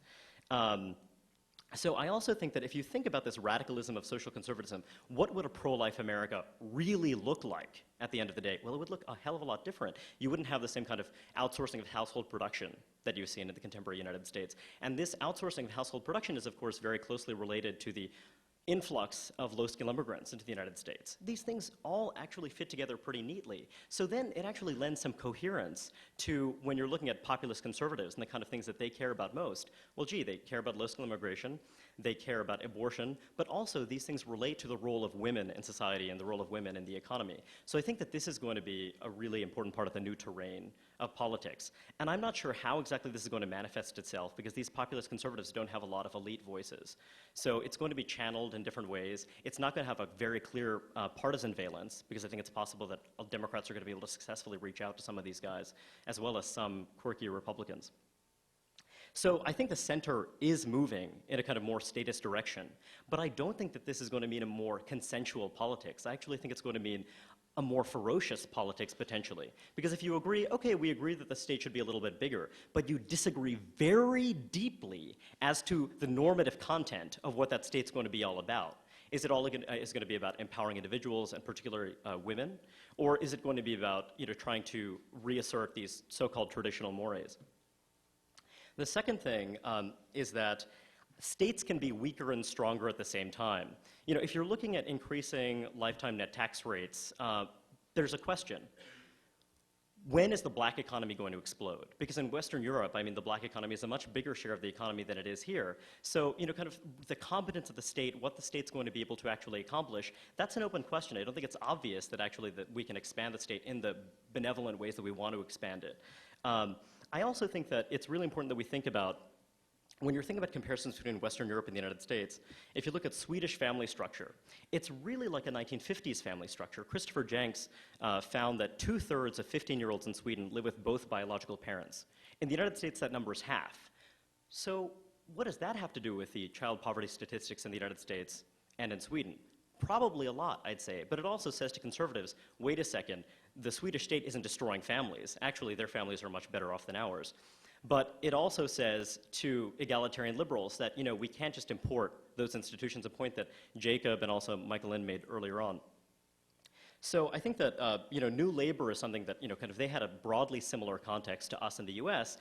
And look at how the center ground is shifting there towards the right. Because actually there's been a lot of frustration with the fact that New Labor made a grand bargain. Actually, what I think is a very appealing grand bargain. You're going to have higher taxes, but you're also going to have a higher quality of public services. But what a lot of British voters have found is that they're not satisfied with the quality of their public services. They see more and more money being spent, but they also see hospitals being closed, and also a lot of folks who work in the public sector feel stressed by cuts in their wage, et cetera. So I think that it's interesting because we're behind them in a lot of ways. I think that when you look at what the next Democratic agenda is going to be like, they're probably going to try to do a lot of things that New Labor did, but they might run into problems. So, kind of when you have this terrain where actually it's going to be harder than it looks to kind of expand the state because it is so difficult to improve the quality of public services, you also have this other issue. New Labor's big insight was they wanted to have a politics that was both a solidaristic politics, a social democratic politics, but also a politics that was appealing to a kind of moralist, individualistic society. And I think that was partly because Britain is a very diverse society. And I think that one thing I haven't noticed people talking about is the role of ethnocultural diversity in the context of the size of a state. When you're looking at the Northern European states that we think of as actually very effective welfare states, the fact is that they have a lot more ethnic homogeneity. And actually, when you've introduced sort of immigrant populations that seem unfamiliar, that seem to kind of embody different value systems, it's led to an immediate change in the tenor of politics. You have a much angrier politics. You have a lot of social democrats flocking to parties like the People's Party in Denmark. This is not a coincidence. And I think that there are a lot of different ways to think about the political valence of the changing demographic composition of the United States. Rui Teixeira and John Judas believe that it's going to lead to a more social democratic, solidaristic politics in the United States because you're going to have a union between the white so-called creative class and between new minorities and black Americans. But then Carol Swain has advanced the very interesting argument that as the demographic composition change happens, you're actually going to see the rise of what she calls white nationalism. It's perfectly possible that, oh, I'm sorry. Oh, okay. Oh, it's perfectly possible that, you can have a white plurality that's actually going to be, kind of very nervous, very concerned, very defensive in its orientation, and that's going to have a big effect on the likelihood of a kind of more strong state politics. Phil Longman earlier told me a really interesting story about New America's asset building program in Sacramento. They came to the Governor Schwarzenegger, and he was very favorable toward this idea of some sort of baby bond program. But there was immediate and ferocious reaction from the public. Why? Because of a sense that, wait a second, won't illegal immigrants have babies in the United States who are U.S. citizens who will be eligible for these baby bonds? Now, think what you will about baby bonds, whether it's a good idea or a bad idea. I mean, it has some sort of broad appeal. And who would have thought that actually this ethnocultural piece of the story would have become such a potent way to kind of rally opposition to the program? I mean, I guess a lot of us would have thought that. But I think it's something that, kind of we need to keep in mind. Also, when you look at the demographic composition of the uninsured, I mean, these are issues that are going to come up. These are issues that are going to be a lot sharper. So when I think about the kind of state that I want to see, and this is my fourth point, though I guess most of you have lost track, is that in America, when you have a thinner consensus on values, when you have more ethnocultural diversity, what you're going to need is bizarrely a kind of thicker state that is a more moralistic welfare state. This is a theme that Bill Galston has talked about, and I think you're going to sort of be looking at things like new cleavages in politics over, kind of the idea of a woman's wage, the idea of how do you deal with primary caregivers who want to stay in the home. This is going to be a cleavage between sort of the new right and the new left, both of which are going to be a little bit more statist, but both of which are going to have really different ideas as to what kind of stronger state is going to look like. Yeah, I hope that made any sense at all. I have other things that I want to say, but I can't understand my own handwriting, and I realize I'm running out of time. So thank you very much, guys.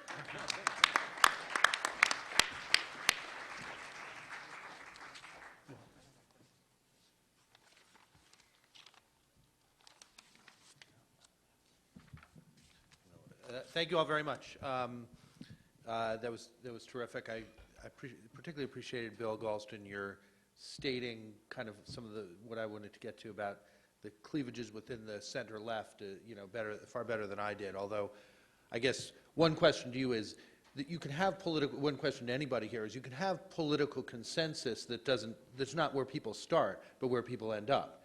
And it seems to me that, for example, given the enormous similarity of the health care plans of all the Democratic candidates except for Kucinich, and the fact that organizations that you would people who you'd expect to be on the Back to the Future side are pretty comfortable with the Forward to the Future policies. Maybe there's a little more consensus there than you're suggesting.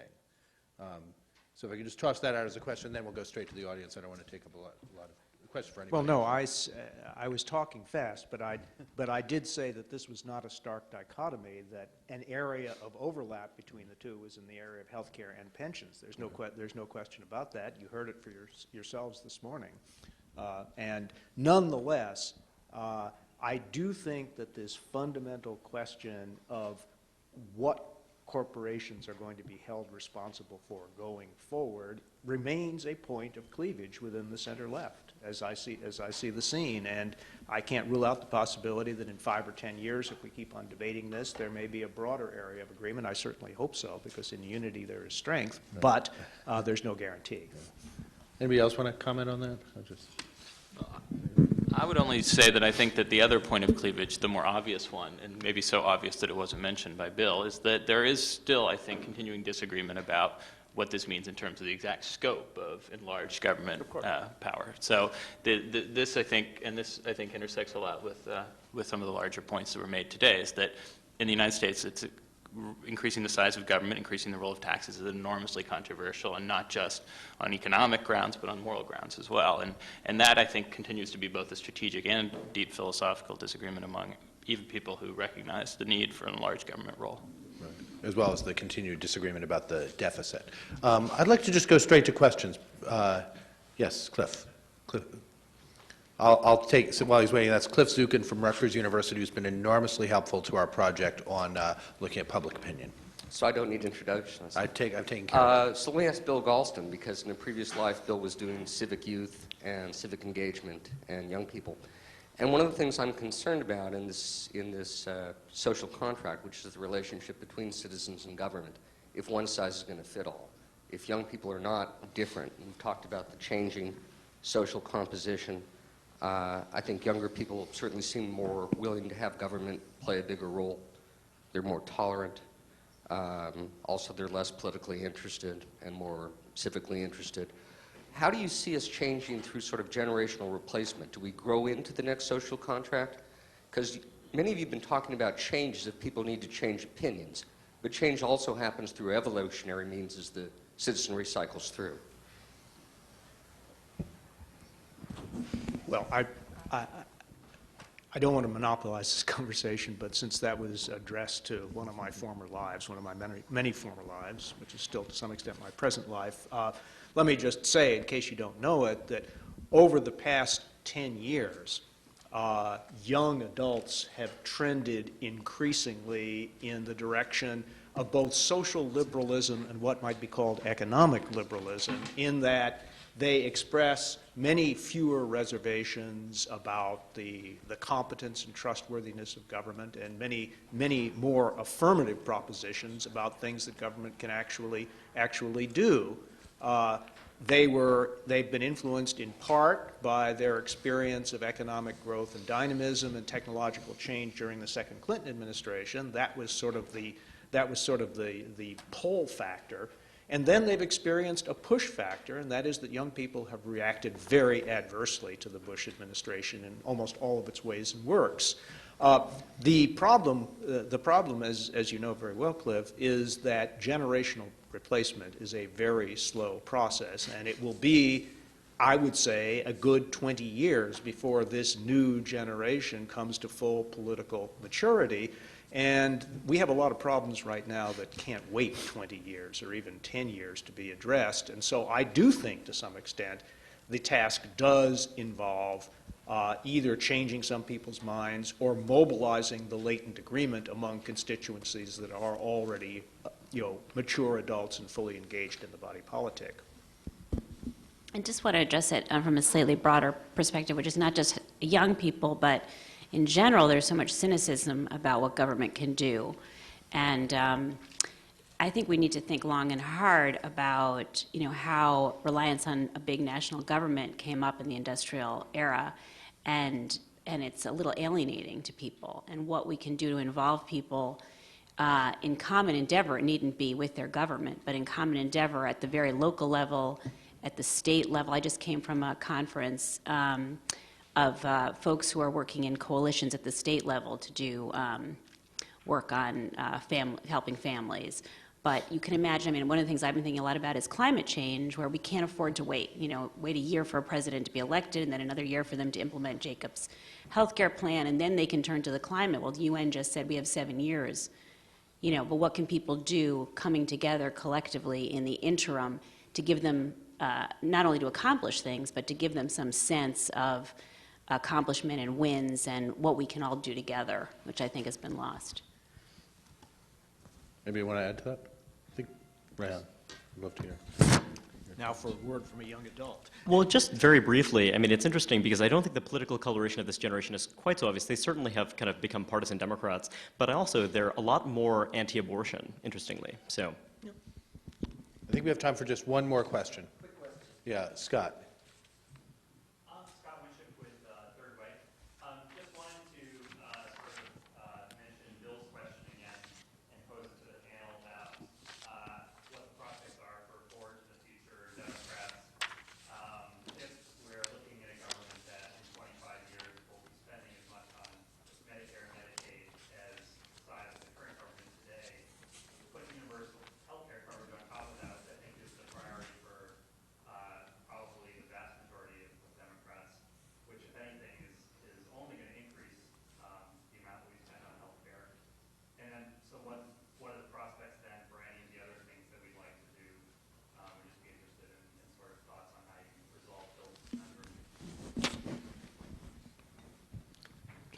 I'll just speak to the healthcare side of it since you brought it up, Scott. I mean, it seems undeniable that the long-term, if you look at the long-term projections, the long-term budgetary problem we face is a healthcare cost problem. It's a truism to say it, but it's worth repeating. And Henry Aaron had a nice piece in Health Affairs in which he showed that our long-term budgetary situation is net positive 50 years from now, such that we can project if you assume that there's no healthcare cost inflation, which is sort of like assuming a can opener and that old joke about economists stranded on an island with cans. So we can't assume a can opener, right? We have to recognize that the long-term budgetary problem we face, putting aside all the other challenges we've talked about, is a healthcare cost inflation problem, and we have to think about what's the realistic ways in which we could control cost over the long term. But one thing I would emphasize in that is, well, I'd emphasize two things. One is that expanding coverage, just to be specific, under the proposal I put out, half of Americans would have coverage, half of non-elderly Americans, more or less, would have coverage through a new national purchasing pool through which they could buy Medicare-like coverage or private plans, and half would have employment-based coverage. And it turns out that doing that, as I said, on net, costs slightly less than the present system to cover everyone.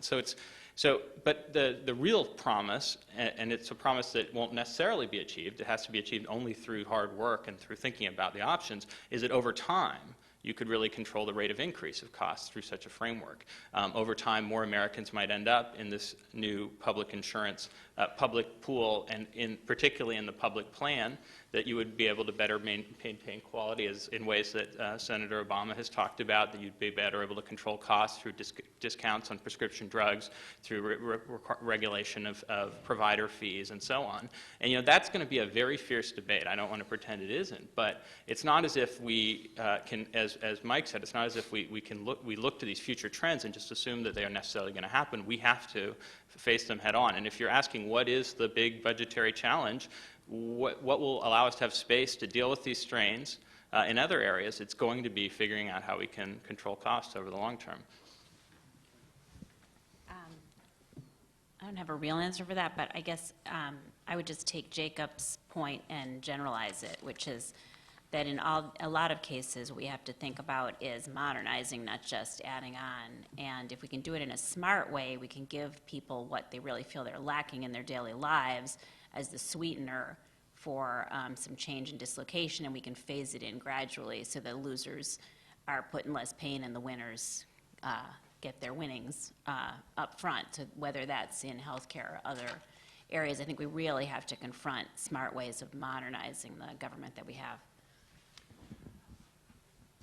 Well, I have no objection either in principle or in practice to modernizing everything we now have.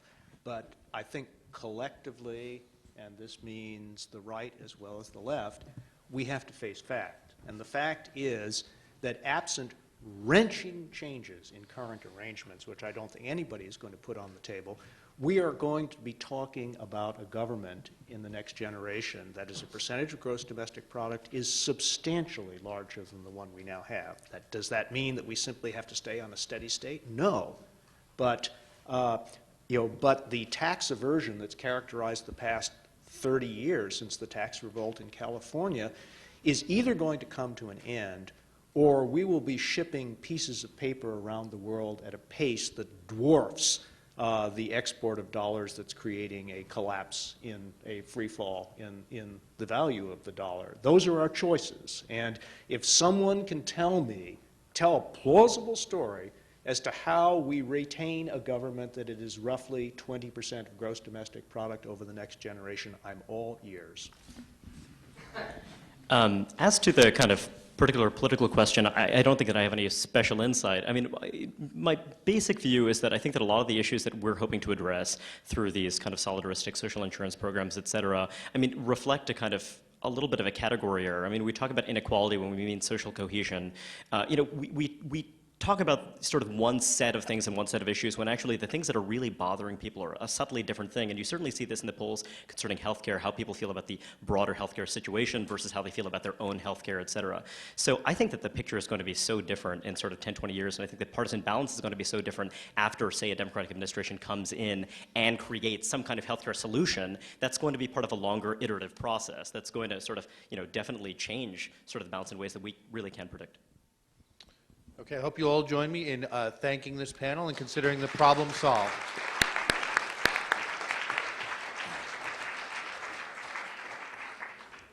All right, welcome to the home stretch. Literally, as a person, he holds several jobs. In addition to his day job, he's got a weekend job as the associate minister at Georgetown Presbyterian Church, which gives him a bunch of insights into some of these issues.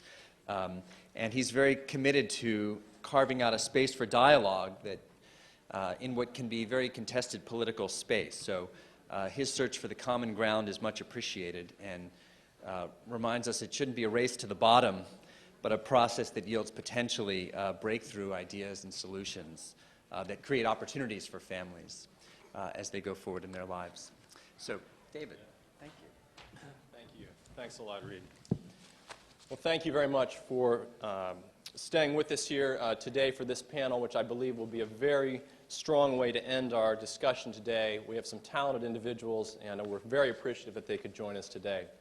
One thing that distinguishes our social contract work at New America is that we include families in that. And as you've heard from some of the other speakers already, it's an important part that should not be forgotten in the social contract.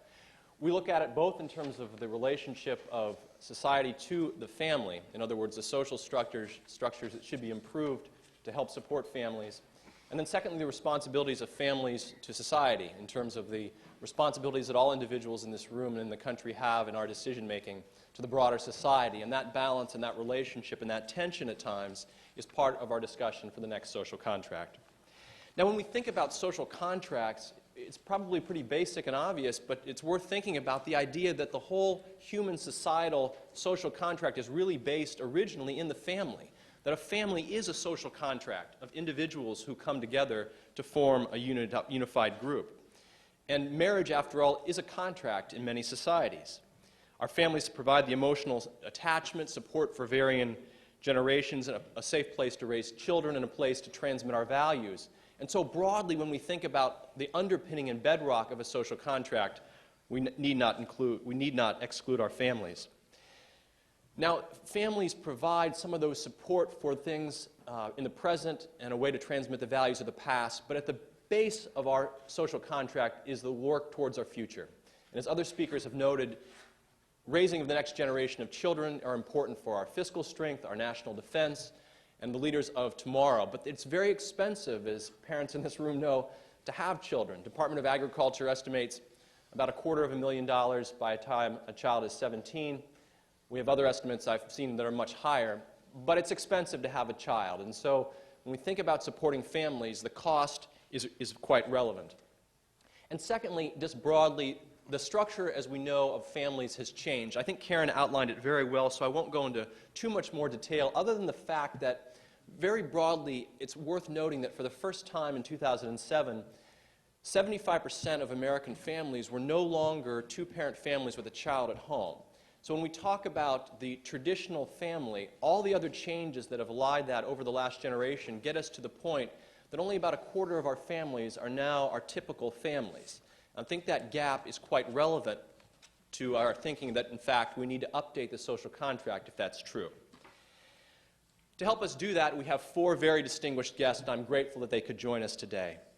First, Dr. Jane Waldfogel, who is a professor of social work and public affairs at Columbia University School of Social Work. She is a renowned expert, written extensively on the impact of public policies on children and family, an international expert on family policy, and the author of many books and articles. Jane, thank you for being here. Secondly, Kelleen Kay, who is the Director of Research at the National Campaign to Prevent Teen and Unplanned Pregnancy. She's a policy expert who's worked at the Department of Health and Human Services, the Brookings Institute, and the Department of Labor, in addition to the Urban Institute. Christine Kim is an analyst focusing on welfare, family, and marriage at the Heritage Foundation. She was a Leslie Whittington Scholar at Georgetown University School of Public Policy. And Phil Longman, who's a Schwartz Senior Fellow at the New America Foundation, has authored numerous articles and books on demographics, economics, and social change. Through this panel, I think we'll have a broad perspective on a number of aspects of the family social contract, and then I'll invite your questions. We'll begin with Dr. Jane Waldfogel. Jane? Thank you, David, and thank you for inviting me. I'm fortunate because I'm able to pick up on the points that Karen Kornblum raised in the previous panel and that David made in his introduction about the changes in the family structure that we see in the United States today. We now have a majority of families with working parents. As family life has changed, so too have public expectations for families, and in particular, we now expect parents to work, but our policies haven't kept pace with the change in families. So what's the single biggest institution we have that cares for children when parents are working? Well, of course, it's the schools. But if you add up all the hours that schools care for children while parents are working, if you have parents working full-time and commuting to work, schools cover actually only about a third of the hours that parents are at work. So who else steps in? Well, we've heard a lot today about the role of employers, and for years we've looked to employers through their work-family policies to help meet the needs of children when parents are working. But actually, if you look at employer-based policies, employers provide very little access to benefits, and more importantly, very uneven access, so that whichever benefit you're looking at, it's the low-income, low-paid workers who are least likely to be covered. In the area of child care, for example, employer-based child care, actually only 10% of employees get any assistance with child care from their employers. And the single largest form of child care assistance is information and referral, or cafeteria plans that allow for employees to pay for child care through pre-tax dollars.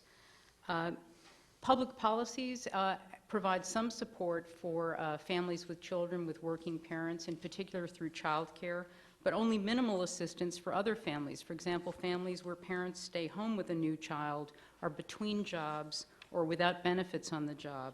So to a large extent, parents are being left to fend for themselves. So what I want to talk with you about today is what we know about what this means for children. So I want to shift the perspective somewhat and talk about what we know from developmental research about what this all means for children.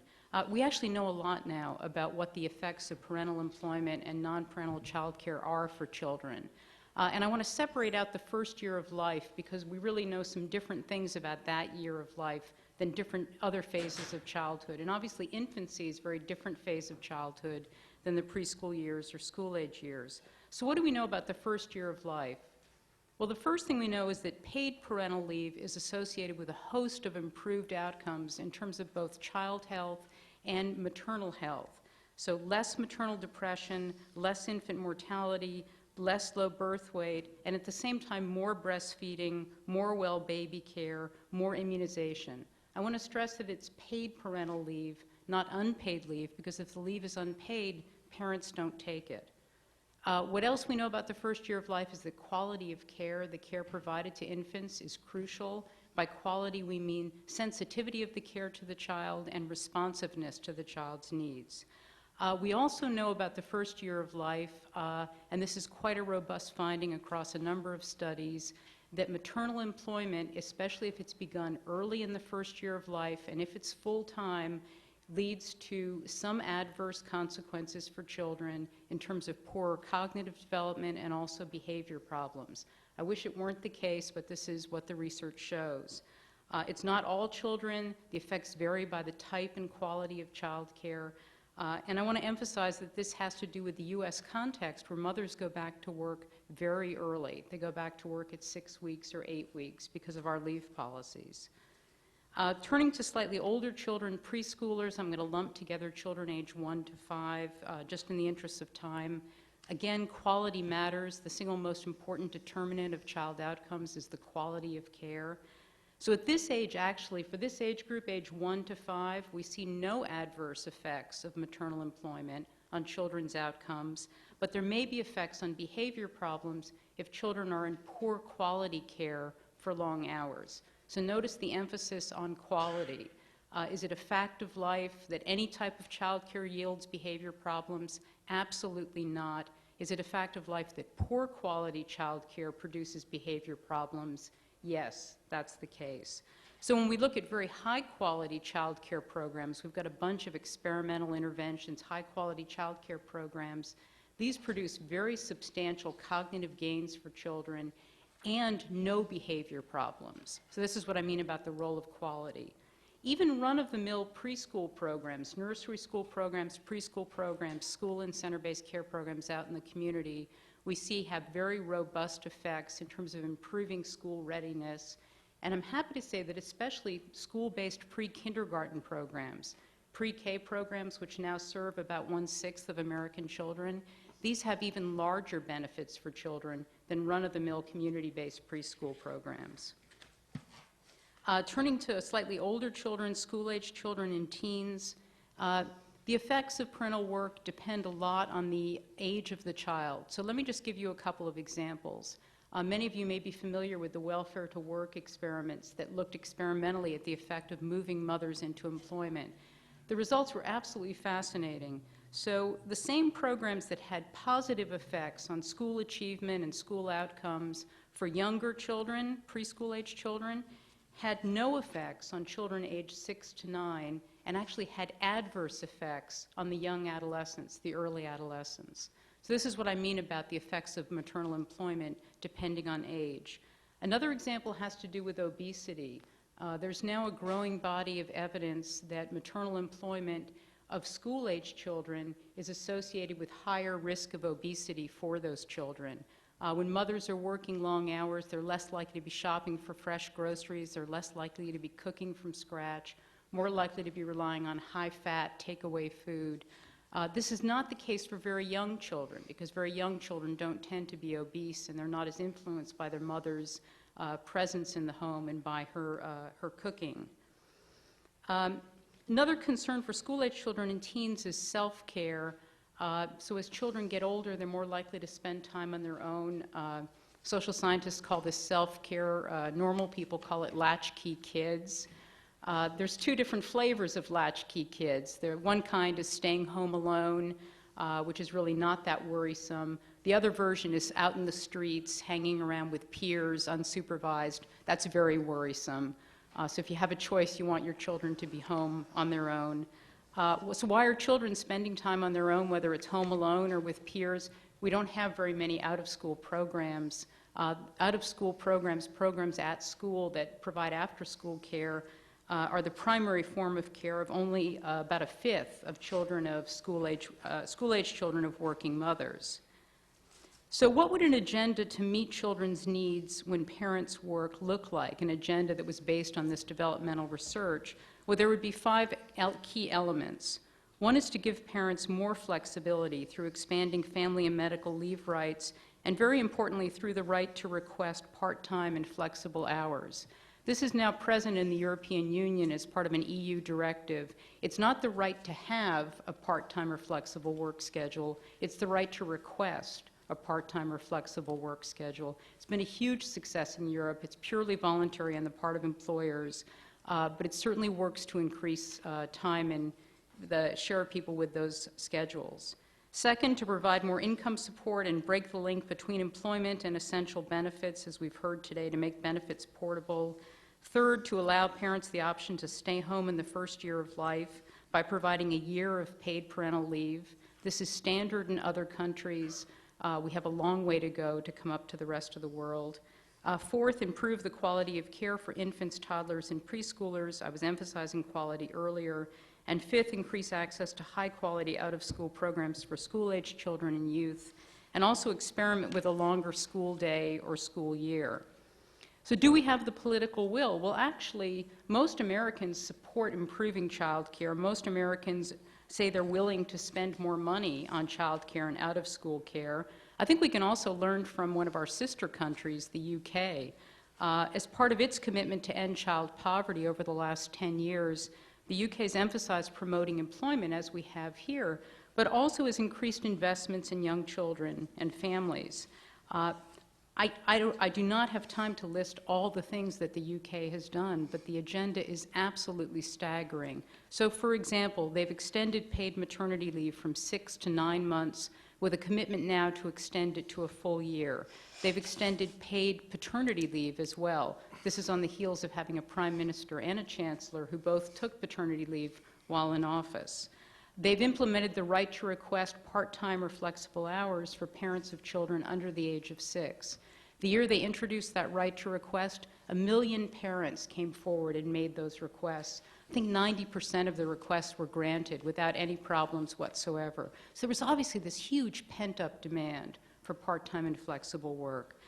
They've gone to universal part-time nursery places for 3- and 4-year-olds, universal preschool, pre-K for 3- and 4-year-olds, expanded child care subsidies, increased child benefits. The Prime Minister declared that all schools will be extended schools. They'll be open from 8 a.m. to 6 p.m. Over the next 20 years, and a whole lot more than I can describe. So just to wrap up, most children, as we've heard, now have working parents, and they clearly need more help in meeting their children's needs. The developmental research clearly shows that children are not doing well under the current scenario, and there's more we should be doing. I think it's also clear that the American public cares about children and are willing to spend money on them. They want to know that their money is being well spent. Well, the good news is that there is now solid evidence to help us direct resources wisely. We know better than ever before what investments make sense. So if we truly care about building a new social contract that's going to tackle child poverty, increase the life chances of the next generation, the time to invest is now. Thank you.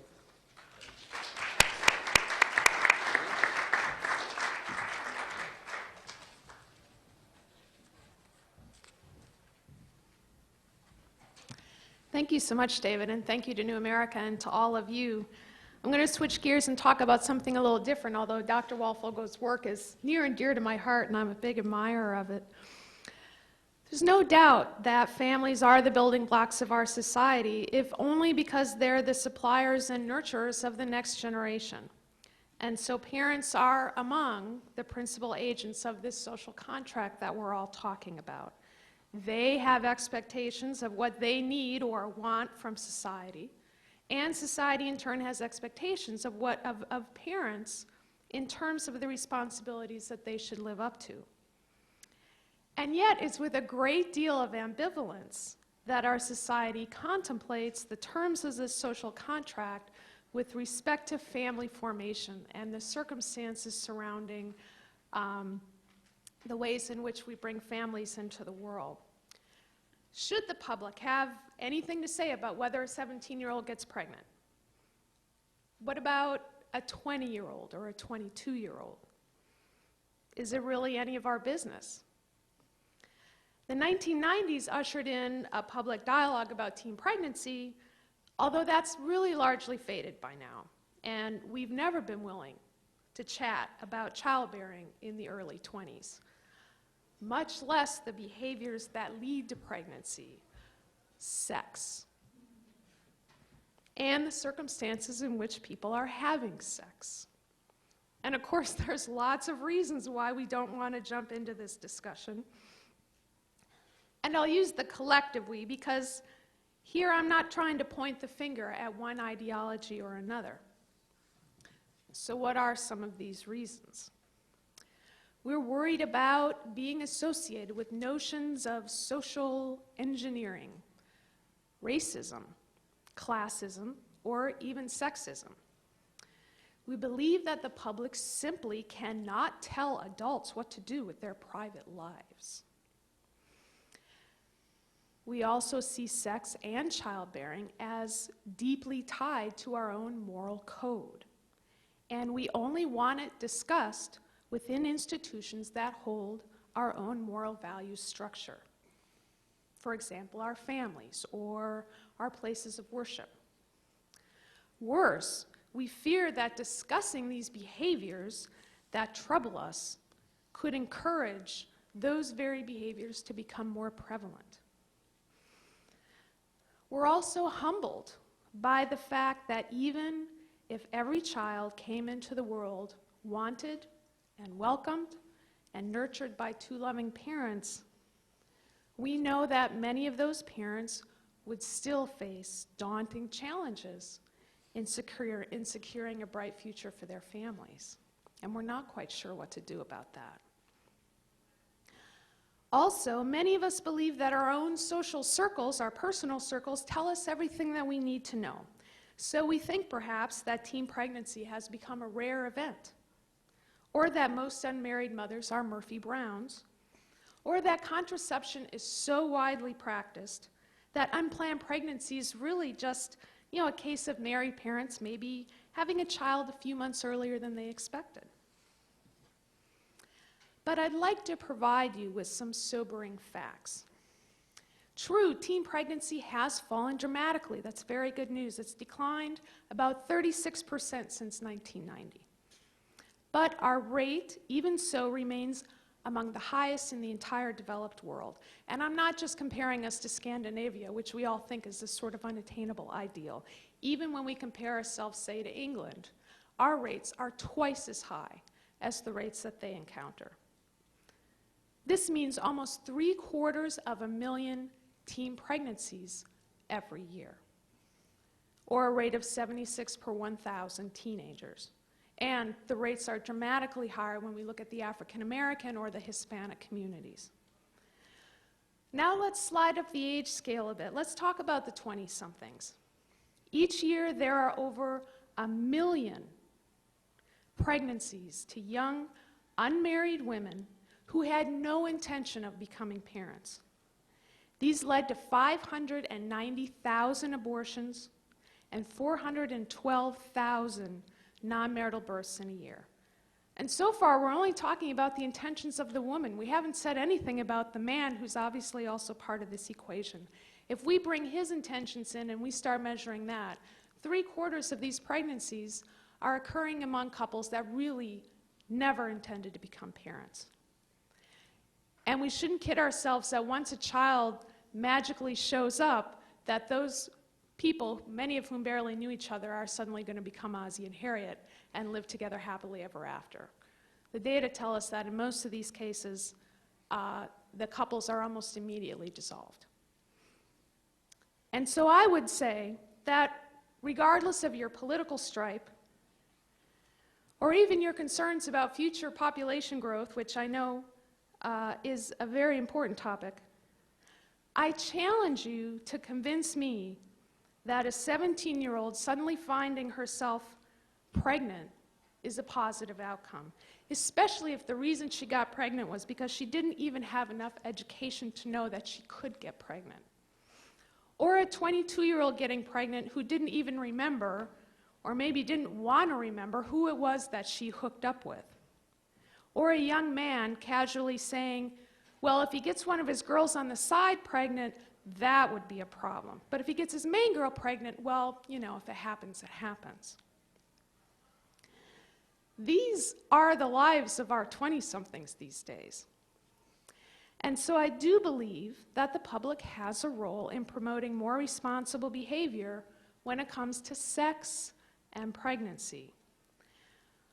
One can say that these conversations should happen in the family or in the congregations, but right now they're not happening anywhere. And the argument that we can't advise adults about what to do doesn't cut it either. We advise adults all the time on everything from 401ks to cholesterol intake. The fact that we can't tell people that you need to be a little bit more responsible about bringing a child into the world is, to me, completely nonsensical. Now, I'm not talking about going out and telling certain segments of the population that they're not fit to have children. And I'm not talking about peddling condoms door to door either. But I am saying that as a society, we need to be willing to take on this issue. We need to be willing to start a dialogue. And I would hope that this dialogue includes the message that teens and adults alike need to take pregnancy more seriously. And that a person shouldn't be getting pregnant or causing a pregnancy just because they thought that asking about contraception would kill the mood, or because the condom was all the way in the other room. And there is room in this message of personal responsibility for many different moral codes. Some families and communities will focus on more responsible decision-making around whether to have sex or not. while some other communities and families may focus on the importance of using contraception if you are going to have sex. Both of those messages have a place in this dialogue. But the two key components that are missing right now and that we need to be sure that we include are, number one, more responsible behaviors, and number two, let's think about child well-being, because a lot of the children that are being born as a result of a lot of these sort of hapless stumblings into parenthood are at risk. Thank you.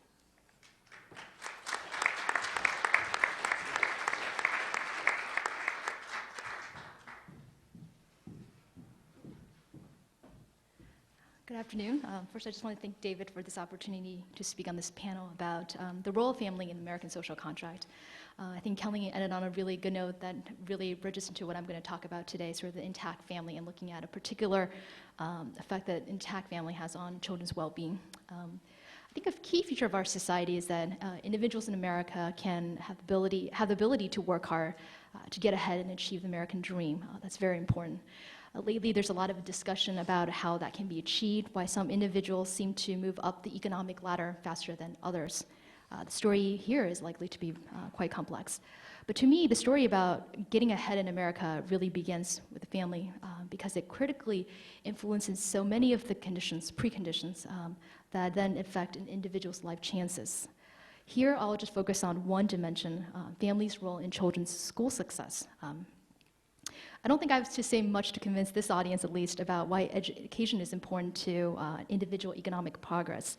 We know that the education wage premium is very well documented in the data. Individuals with higher levels of education attainments average higher earnings and are more likely to be employed. In the last few decades, the rise, in particular in the college wage premium, has shifted some of the focus on educational attainment from high school completion to college attendance and college graduation. And more than just earnings and employment, education is linked to social status and even the marriage market, which can affect an individual's economic well-being as well. So there are a lot of considerations here in terms of educational outcomes.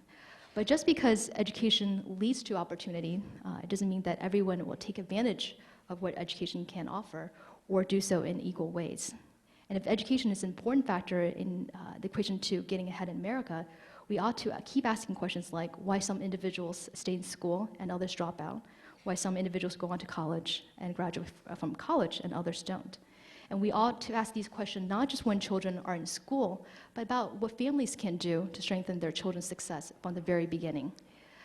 While a number of family influences can contribute to children's success, I think a particular salient factor is family structure.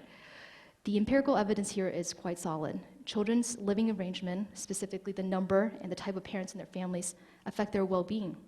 Years of research has shown that children in intact families, that is, children who live with two married and biological parents, fare on average better on cognitive, behavioral, and schooling outcomes than peers in other types of family structure. A number of family processes and dynamics may be at work here. You can just imagine that, for instance, family structure is correlated with families' economic resources. Having two parents in the household could mean an additional earner or a more efficient division of labor between household work and market work. Indeed, marriage itself may affect a parent's earning capability or work effort, leading to higher earnings.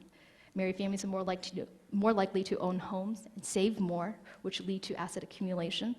So the theory goes, greater economic family resources allows parents to invest financially in their children, which then lead to improved child well-being. But money is not the only thing that matters, or I hope it's not the only thing that matters here. Family structure also affects the quality and type of interaction between parents and children, what sociologist James Coleman called the social capital of the family.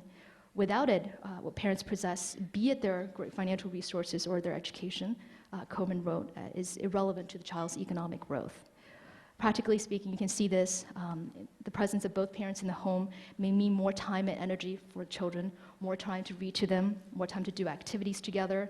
Living with two parents may mean a better home environment, better parenting practices, more parental monitoring and supervision. The intact family structure may also allow parents to pass along more effectively positive values and traits, such as self-discipline and a strong work ethic. Two-parent families may also have greater access to a wider network of social support outside the family. And in all of this, the quality, the type, and stability of parents' relationship to one another play a significant role. So not surprisingly, children in intact families on average fare better on a number of outcomes. Specifically regarding long-term economic outcomes, studies have found that individuals who grow up in intact families had, on average, higher earnings and occupational status than those who grow up in other family arrangements. This link appears to be mediated, at least in part, by educational attainment. Children in intact families are more likely to graduate from high school, to go on to college, and average more years of schooling overall, even after taking into account a host of family factors such as income and demographic characteristics. And there is evidence to suggest that the link is more than just a correlation and may be causal, although researchers have not completely reached a consensus on the causality issue here. Some studies have also found that the return on education in terms of success in the labor market may vary depending on the family situation in which an individual is raised. Children from intact families may be more efficient in translating their educational accomplishments to economic success. As it turns out, the link between family structure and school success is not just in attainment, but in outcomes leading to attainment as well. In higher achievement test scores, in higher grade point averages, a greater expectation of college going, and fewer school behavior and disciplinary problems. So the process really builds on itself. A particularly hopeful set of findings is among actually minority students. Once family structure and other family factors, such as their socioeconomic background and demographic characteristics, are taken into account, some studies have actually found that minority students do just as well or even better than their white peers on certain schooling outcomes, such as academic achievement, college attendance, particularly at four-year university, and overall educational attainment. So if the evidence suggests that the intact family increases the likelihood of children's school success, and education is among the key drivers of individual economic progress, a way for Americans to work hard and to get ahead, it would appear then that the intact family has an important role in the American social contract. However, changes in the demographic makeup of American families in the last 4 decades indicate that the intact family is in decline rather than being strengthened. I think a number of speakers today have addressed this issue. In 1960, the out-of-wedlock birth rate was 5%. In 2005, it was 37%. In 1960, 88% of all children lived with 2 parents. In 2006, only 67% did. It's been estimated among this generation of young people, 1/2 will have spent some portion of their childhood living in single-parent families. And the rise in single-parent families has not been distributed equally among racial, ethnic, income, and educational groups. For example, looking at mothers' educational attainment, the share of children living in single-parent families rose most dramatically among those whose mothers have less than a high school education. About 1 child in 3 whose mothers dropped out of high school are living in single families, compared to less than 10% of their peers whose mothers are college graduates. These trends in family structure have significant implications for the questions I mentioned earlier about who gets ahead in America, why some individuals seem to move up the economic ladder faster than others. Surely family is not the only determinant of an individual's life chances, but it does orient the trajectory for the path that she may eventually take. Education may provide the opportunity for getting ahead in America, but not all individuals may take advantage of what is set before them. And family, particularly the intact family, plays a critical role in strengthening the conditions that are necessary for individual economic progress and in building the American social contract as well. Thank you.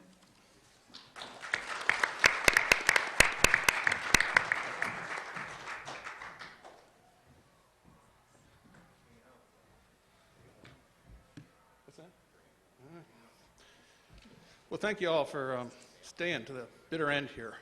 And I'm going to reward you all by spending most of my time talking about good old-fashioned procreative sex and why it's good and why it should be enshrined in our new social contract. There was a curious story that came across the wires last week out of Great Britain. Originated with the Daily Mail.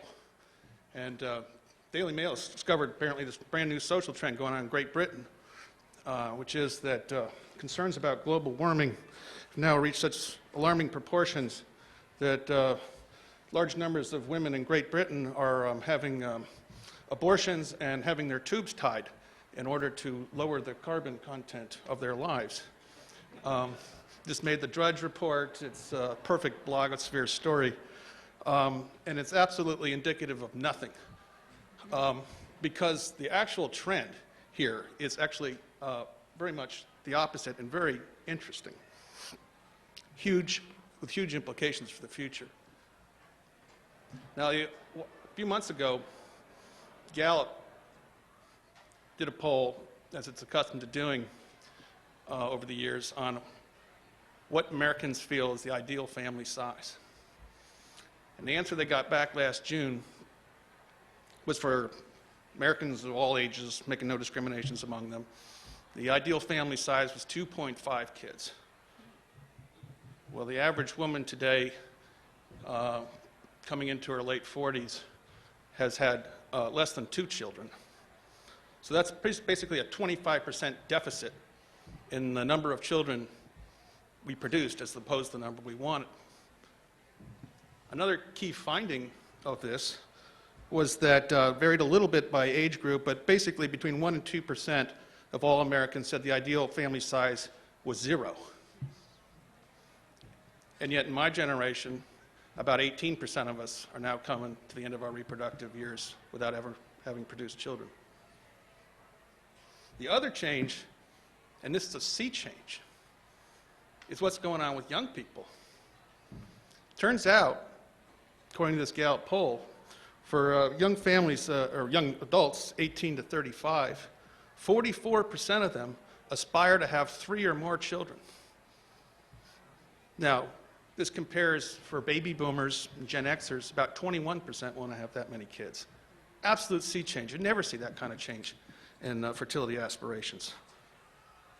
So something big is happening out there in ways that people think about fertility and childbearing. Even in Europe, if Europeans today, I'm facing a dwindling small birth rate with enormous economic and social problems coming down the line because of it. If Europeans today had as many children as they say they would like to have, there would be no prospect of depopulation in Europe. So something's going wrong. People are not getting to have the kids that they want to have. So what is the problem? And I think in essence, it's a question about how modern institutions actually exploit what I'll call the nurturing sector of our economy. I mean, for example, that we all depend more and more on other people's children to pay for our Social Security and our Medicare, for national defense. I use the word exploitation, and I know that might sound strange, but let's have a little consciousness raising. Most people don't probably view parents as a victim group, and most parents actually don't feel that politically aggrieved. Common attitude is, don't we all pay for school taxes to support their kids? If you can't afford children, you shouldn't have them. And it's not hard to see where these attitudes come from, because of course, traditionally, parents have been responsible for the cost of their own kids. And moreover, in recent times, fears of overpopulation and global warming and such has led to the attitudes that parents are at best some kind of selfish consumer, and they'd be better off with less of them, and particularly if they're of a different ethnic or racial group. And as the economist Nancy Folbre has put it, the common notion is that children are like pets. Parents require them because they provide companionship and love. Therefore, they should either take full responsibility for them or drop them off at the pound. I think the analogy actually goes deeper in the popular mind. I mean, just as dog owners are expected to use pooper scoopers and observe leash laws and not ask for subsidies, parents are expected to potty train their children, keep them quiet and well behaved, and let the joys of parenting be their own reward. Now, what's wrong with these attitudes? Again, they fail to account for the deepening dependency all of us have on both the quantity and quality of other people's children. I've already talked about how we live in an aging society that is in deep need of rejuvenation of its human capital. The Social Security Administration, even after assuming a 30% increase in the labor force and vast improvements in productivity in the next generation still can't see its way through the next 80 years. You mentioned the USDA numbers. It's about $250,000 in direct expense to raise a child in middle-class circumstances, 0 to 18, not including the cost of college. In my book, The Empty Cradle, I looked at what would the opportunity costs be for a typical middle-class family in which the wife returned to work after kindergarten and took a part-time job and endured some mommy tracking. And it was easy to come up with a number of $1 million in direct and indirect spending for the cost of a child. We also live in an increasingly knowledge-based industry in which the formation of human capital becomes increasingly essential to all sectors. And yet again, we leave the cost of amassing this human capital primarily to the hands of individual parents and low-paid caregivers and educators, nearly all of whom could make much more money doing something else. I think a hospital is a good place to start considering how these two trends, population aging and the increasing importance of human capital, intersect. More so than a steel mill, hospitals require a high concentration of highly responsible workers and highly trained specialists. They require doctors whose formal training extends into their 30s. They require highly trained multitasking nurses, adept with social skills. They require administrators and bureaucrats who also need lots of education. Even the low-skilled workers, if they don't do their job right, can easily kill someone by spreading infection. And what's true of hospitals is true of the economy as a whole. And so we get to a point where most people's own fertility has started to decline before they even get to have children, and their own children's fertility has begun to decline before they amass enough social skill to go out into the real economy. Thus phenomena like the boomerang kids. But ask yourself, where do all these high-skilled professionals come from? I mean, human capital just doesn't spring into existence. Doctors, for example, must first be born. And they must be swaddled and fed and comforted by someone. Prodigious human effort is also required to teach them to read their first sentences and to add their first sums. Indeed, it takes more pedagogical talent in most cases to teach them the alphabet than it does to teach them biochemistry, when you look at the amount of human effort that goes into it. Moreover, these doctors have to be highly trusted and have a strong sense of morality and balanced personality, sober habits of living, etc., all of which is likely to require massive investments in time and money by parents and other nurturing adults. Yet the adults who sacrifice the most to create and mold this precious human capital retain only a small share of the value they create. Indeed, as a rule, the more involved one is in nurturing the next generation, the less compensation one is likely to receive. So, those who devote themselves full-time to raising their children receive no wages. Daycare workers take home less pay than hotel maids. Elementary school teachers could easily make more as casino dealers. Camp counselors could raise their income by taking a cashier job at the mall. High school teachers would receive more money if they taught stock and real estate seminars. And the highest paid college professors are those who teach the least. And even among doctors, pediatricians generally get less than specialists involved in the care of older folks. So what can we do about it?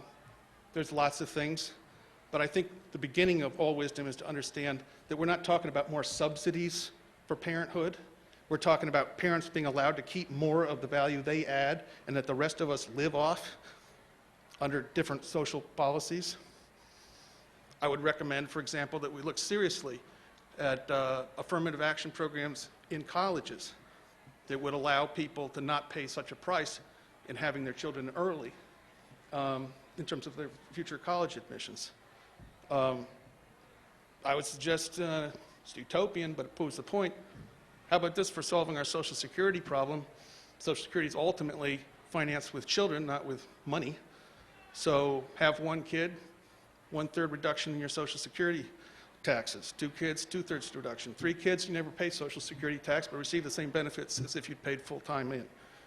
This would illustrate the actual relationships that are on here between fertility, population aging, and provision for aging. Thank you.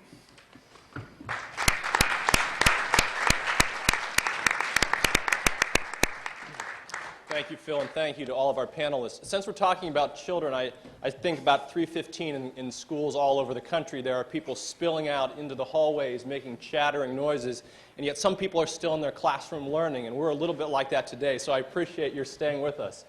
I think our panel has done an excellent job of highlighting why family matters in the next social contract. A microscope is being placed on our families by the politics of family values and looking at how we value our families. Whether it's looking more closely at the role of government in providing structures to help our families, or whether it's looking at a conversation about how the family responsibility in terms of childbearing and family formation matters. And more broadly, as Phil talked about, our fiscal responsibility in terms of Social Security, and frankly, the obesity crisis among children are causing us as a society to look more closely at how we raise our children. So with those provocative statements by our panelists and those great presentations, I'll invite your questions for a few moments. Do we have any questions? Yes, lady. It's on you, Michelle. This is just a quick question for Jane Walfolder. I may have misunderstood you, but did you say, you said that I think you said maternal employment in the first year of life has negative impacts on children. Did that study also look at paternal employment? I mean, or did they take into account the possible presence of fathers, or is it really only the absence of mothers that has the effect? It's a very good question. I mean, what we know is that it's having both parents working, and so it could be completely gender neutral. We just don't have the power in the data to look at the effects of having a father working in the first year of life. We've got very few cases of men staying home in the first year of life, and the few cases we have, they seem to be home involuntarily. Do you know what I mean? They're not home because they're choosing to be with their children. They're guys who are laid off or unemployed. So it's not really we're not really able to look at it. Mm-hmm. Further questions? Mark. Thanks for a great panel. This question, I guess, goes primarily to Colleen. It was interesting to me. I was thinking that in a lot of the social contract in a lot of the discussion of the social contract we've had today, we've been looking back at great successes that we had in the 50s or the 60s and things like that on the economic front. But it seems to me we had an enormous success in the 90s in the world of teen parenting and so forth. With births to teens actually, teen pregnancy, whether it ended in birth, abortion, married birth, unmarried birth, declining in total for the first time hugely. And I wonder, how do we draw on those successes, which seem to me maybe have something to do with full employment, so that there are more opportunities for women, as well as greater acceptance of contraceptives and so forth, that rather than sort of adopting a doom and gloom approach of how we'll have to impose responsibility, why can't we draw on that success? Mm-hmm. Thank you so much for that excellent question. And yeah, I think I'm definitely not coming at it from a doom and gloom approach. Otherwise, I might as well quit my job. Yeah, I think that there are a lot of really valuable lessons to be learned. With respect to the teens, there's quite a bit of mixed opinion and mixed evidence out there about where that success has come from, but it's just by definition some combination of fewer kids having sex and more kids using contraception. Where that ratio is will depend on who you ask. But both of those factors are important. And you're right, part of the motivation behind that is probably a better economy, better future prospects. That's a big part of what we're trying to do at the campaign right now, is distill what some of those lessons are. Although we also recognize that 20-somethings are not teens. And in fact, some of those teens that postponed getting pregnant as teens are the ones who are in their early 20s becoming unintentionally pregnant without a partner and greatly jeopardizing their future chances to have a thriving family. And so we need to understand a lot of those outcomes better. Right now, it's obviously a combination of access to contraceptive services, social norms, economics. We're tackling as many of those fronts and trying to understand the combination of those factors as best we can. And I'll just have to say, stay tuned. Yeah, if I could follow on that, within the social contract, there's so much it's family social contract attention to paying on how things are different from the way they were before, that lessons of the past can't be applied. And I think that's not always true. I think you raise a good question. Kelly, of course, makes the point, adolescents to young adults. But we look at the buying power of the dollar in the 50s versus today. The examples Jane raised about England as examples that we can apply today. or look at what we've done in terms of teen smoking and drug use a generation ago, through taxation, through public education, and through dialogue, and what can we apply to child obesity from those lessons and other social problems. So I think there's a lot of lessons that people miss in trying to make the case that, well, things are too different now than they were in the past. If I may, David, just add one other thing, too. I think that the media is going to be a very big part of how we try to connect with the young adults. That seems to be sort of the best place where we can find them. And the media right now is not very friendly to this goal because there's just so many mixed messages. And just one real quick story that comes to mind. Trojan recently put out a very creative ad campaign trying to promote better contraceptive use, and particularly condom use. Fox would not air it because they thought it was too sexually explicit, even though, of course, it just showed a guy leaving a bar with a woman.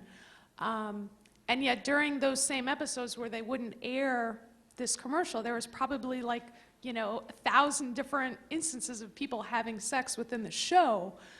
So I think we're just deeply conflicted in the media about those kinds of mixed messages and what we have to say about it. Great. Further questions?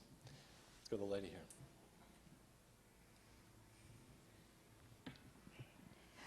My question has an economic spin on it. You know that there's a large effort to get better pay for caregivers, whether they're for elder care or for child care. And generally, even single parents have to pay $10 an hour for any after-school or other kinds of care, at least in some communities like ours. The ones who, if we want to raise that salary, the ones who have to pay are the single parents and the people who are already pressed. Do you have any ideas or suggestions as to how this problem can be worked out? Before we address the question, in the interest of time, if you wouldn't mind, I'd love to take 2 more questions from individuals, and then I'm going to give each one on the panel a way to respond to all 3 of those questions as a way to wrap up. So we'll go with the gentleman in the back, and one more question, the gentleman here. We'll go with those 3 questions, and then I apologize for others who had questions, but we're at time. I would just like to pose the question. My name is Per Kurovsky. I would like to pose the question to the whole panel about, I've heard some inducements on financial terms to helping with the children. But this is about social contracts. What is to giving them some real political empowerment?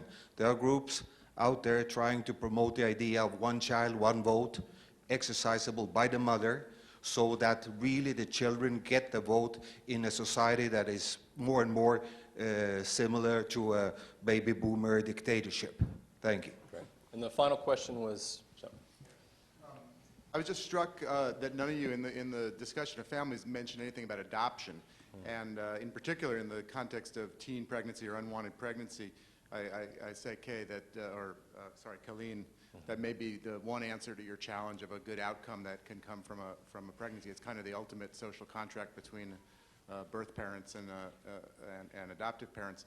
And in particular, I'd be interested in your thoughts on whether this, what I think is one of the great social innovations of the last couple decades, is open adoption, which has served to reduce the stigma for both the kids, the birth mothers, and the adoptive parents as well, and whether that has any bearing on the, I don't know statistically whether it's a big enough number to be relevant on all these numbers you guys are throwing around, but I'd just be interested in your thoughts on that. Great. All right. So let's start with Christine, and we'll end with Jane. Come down, and you may comment please on the 3 questions if you like, if one touches you, or on anything else that you've heard from the other speakers. I think one sort of just general comment is, I think when we think about family, is that it's not just short term, but it's long term. I think of the question about single parents who face very hard face economic hardship, and so certainly there is support that can be done right now, but also looking long term too, is that single parent families do face enormous challenges, and so we do want to strengthen the intact family in the generations to come as well. So there is that long-term perspective. I thought the political empowerment question was very interesting, because I know there are studies out there looking at sort of families, civic engagement, various family practice, spending time together, doing community community service, those type of civic engagement activities, religious attendance, all are related to political participation as well. So a family that is drawn on those type of activities, going out to the community, doing projects, attending, worship services, may in fact be more politically active as well. So strengthening the family in those regards, I think, would empower politically families. So. Great, thanks, Christine. Kelly? I think my comments will be somewhat similar. I certainly agree with the plight of families, and particularly single parents, having to pay childcare prices that are already quite high, and yet I agree we would want to pay those child educators even more. We'll have to have in place some sort of supports to make sure that happens. But again, I would take a step, if that's all we're doing, it's going to be a Band-Aid. And so I continue to say that we need to take one step back and think about the circumstances under which we're bringing families into the world, and to do so with a little bit more intentionality and responsibility. Not to say that that's going to solve the problem overnight, but it needs to be part of what we're willing to do. Very much agree with the comment on sort of political empowerment for young people. I think bringing them into that social consciousness would be a fabulous thing to do, and I think it would help their future orientation and their sense of responsibility. So I think that would all move things in a positive direction. On adoption, absolutely, that can be an amazingly powerful and positive outcome for children who are born as a result of an unwanted or unplanned pregnancy. You're right, though, that statistics tell us, at least at this point, it's not a big part of the equation. Statistically, it's very, very small. Most of these pregnancies either result, a little more than half result in abortions, and most of the rest result in non-marital births. And I think that there's probably some that can be done on that policy front, but I think it will always remain somewhat of a small piece of the puzzle, although an important one. Well, as an adoptive parent, I have more experience than I wish I'd had dealing with the world of adoption. There's certainly a tremendous amount of room for reform. There's a tremendous unmet demand for children, and not just healthy white male infants. So we need to do a lot more on that. I think fundamentally, though, we have to, as long as we're thinking big here about social contract, we're up against the reality that human female biological fertility begins to decline at about age 25, and it's a very steep curve. And it turns out even many medical professionals are not aware at how much more difficult it is to conceive after age 25. We have crafted a society in which we are busy doing things other than making babies at the time when nature wants us to make babies. And that's why I think we have to particularly concentrate on higher education, when we do it, in what concentration of time we do it, how we pay for it, in the general circumstances under which young people launch into the world. Very telling statistic about another huge determinant of human fertility, which is the nest, the ability to make a nest while you're still able to conceive. Canada has a 1.5 fertility rate, which makes it a southern European country, right, as opposed to our 2 point. What's the difference between Canada and the United States? Well, it's not immigration. They've got a higher proportion of their population as immigrants. The difference is the mortgage markets. To buy a house in Canada, you need 20% down.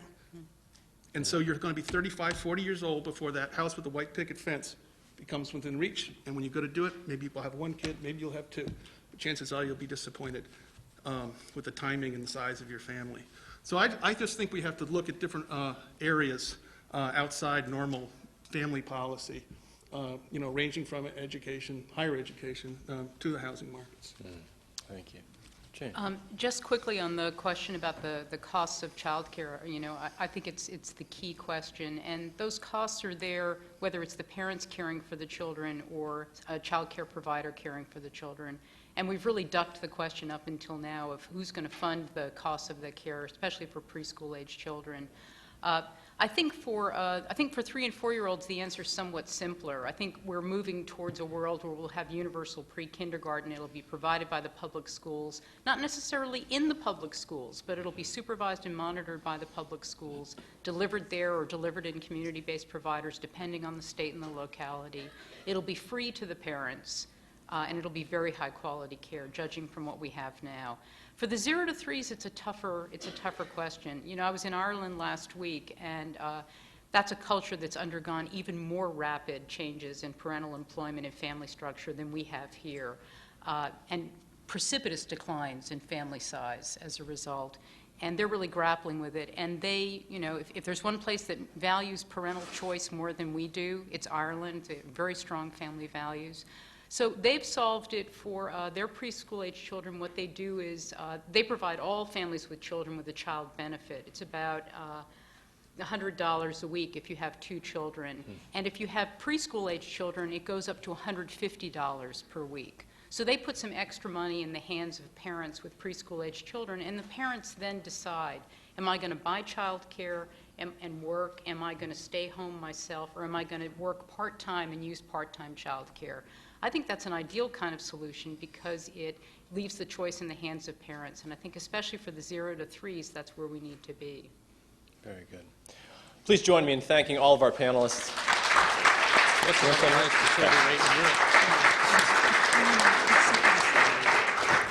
With that, we will close. Thank you so much for joining us at New America. You can find out more about us on the web, and have a great afternoon. People have 11 or 12 children, and I've only got 5 myself, or I've only got 3 myself.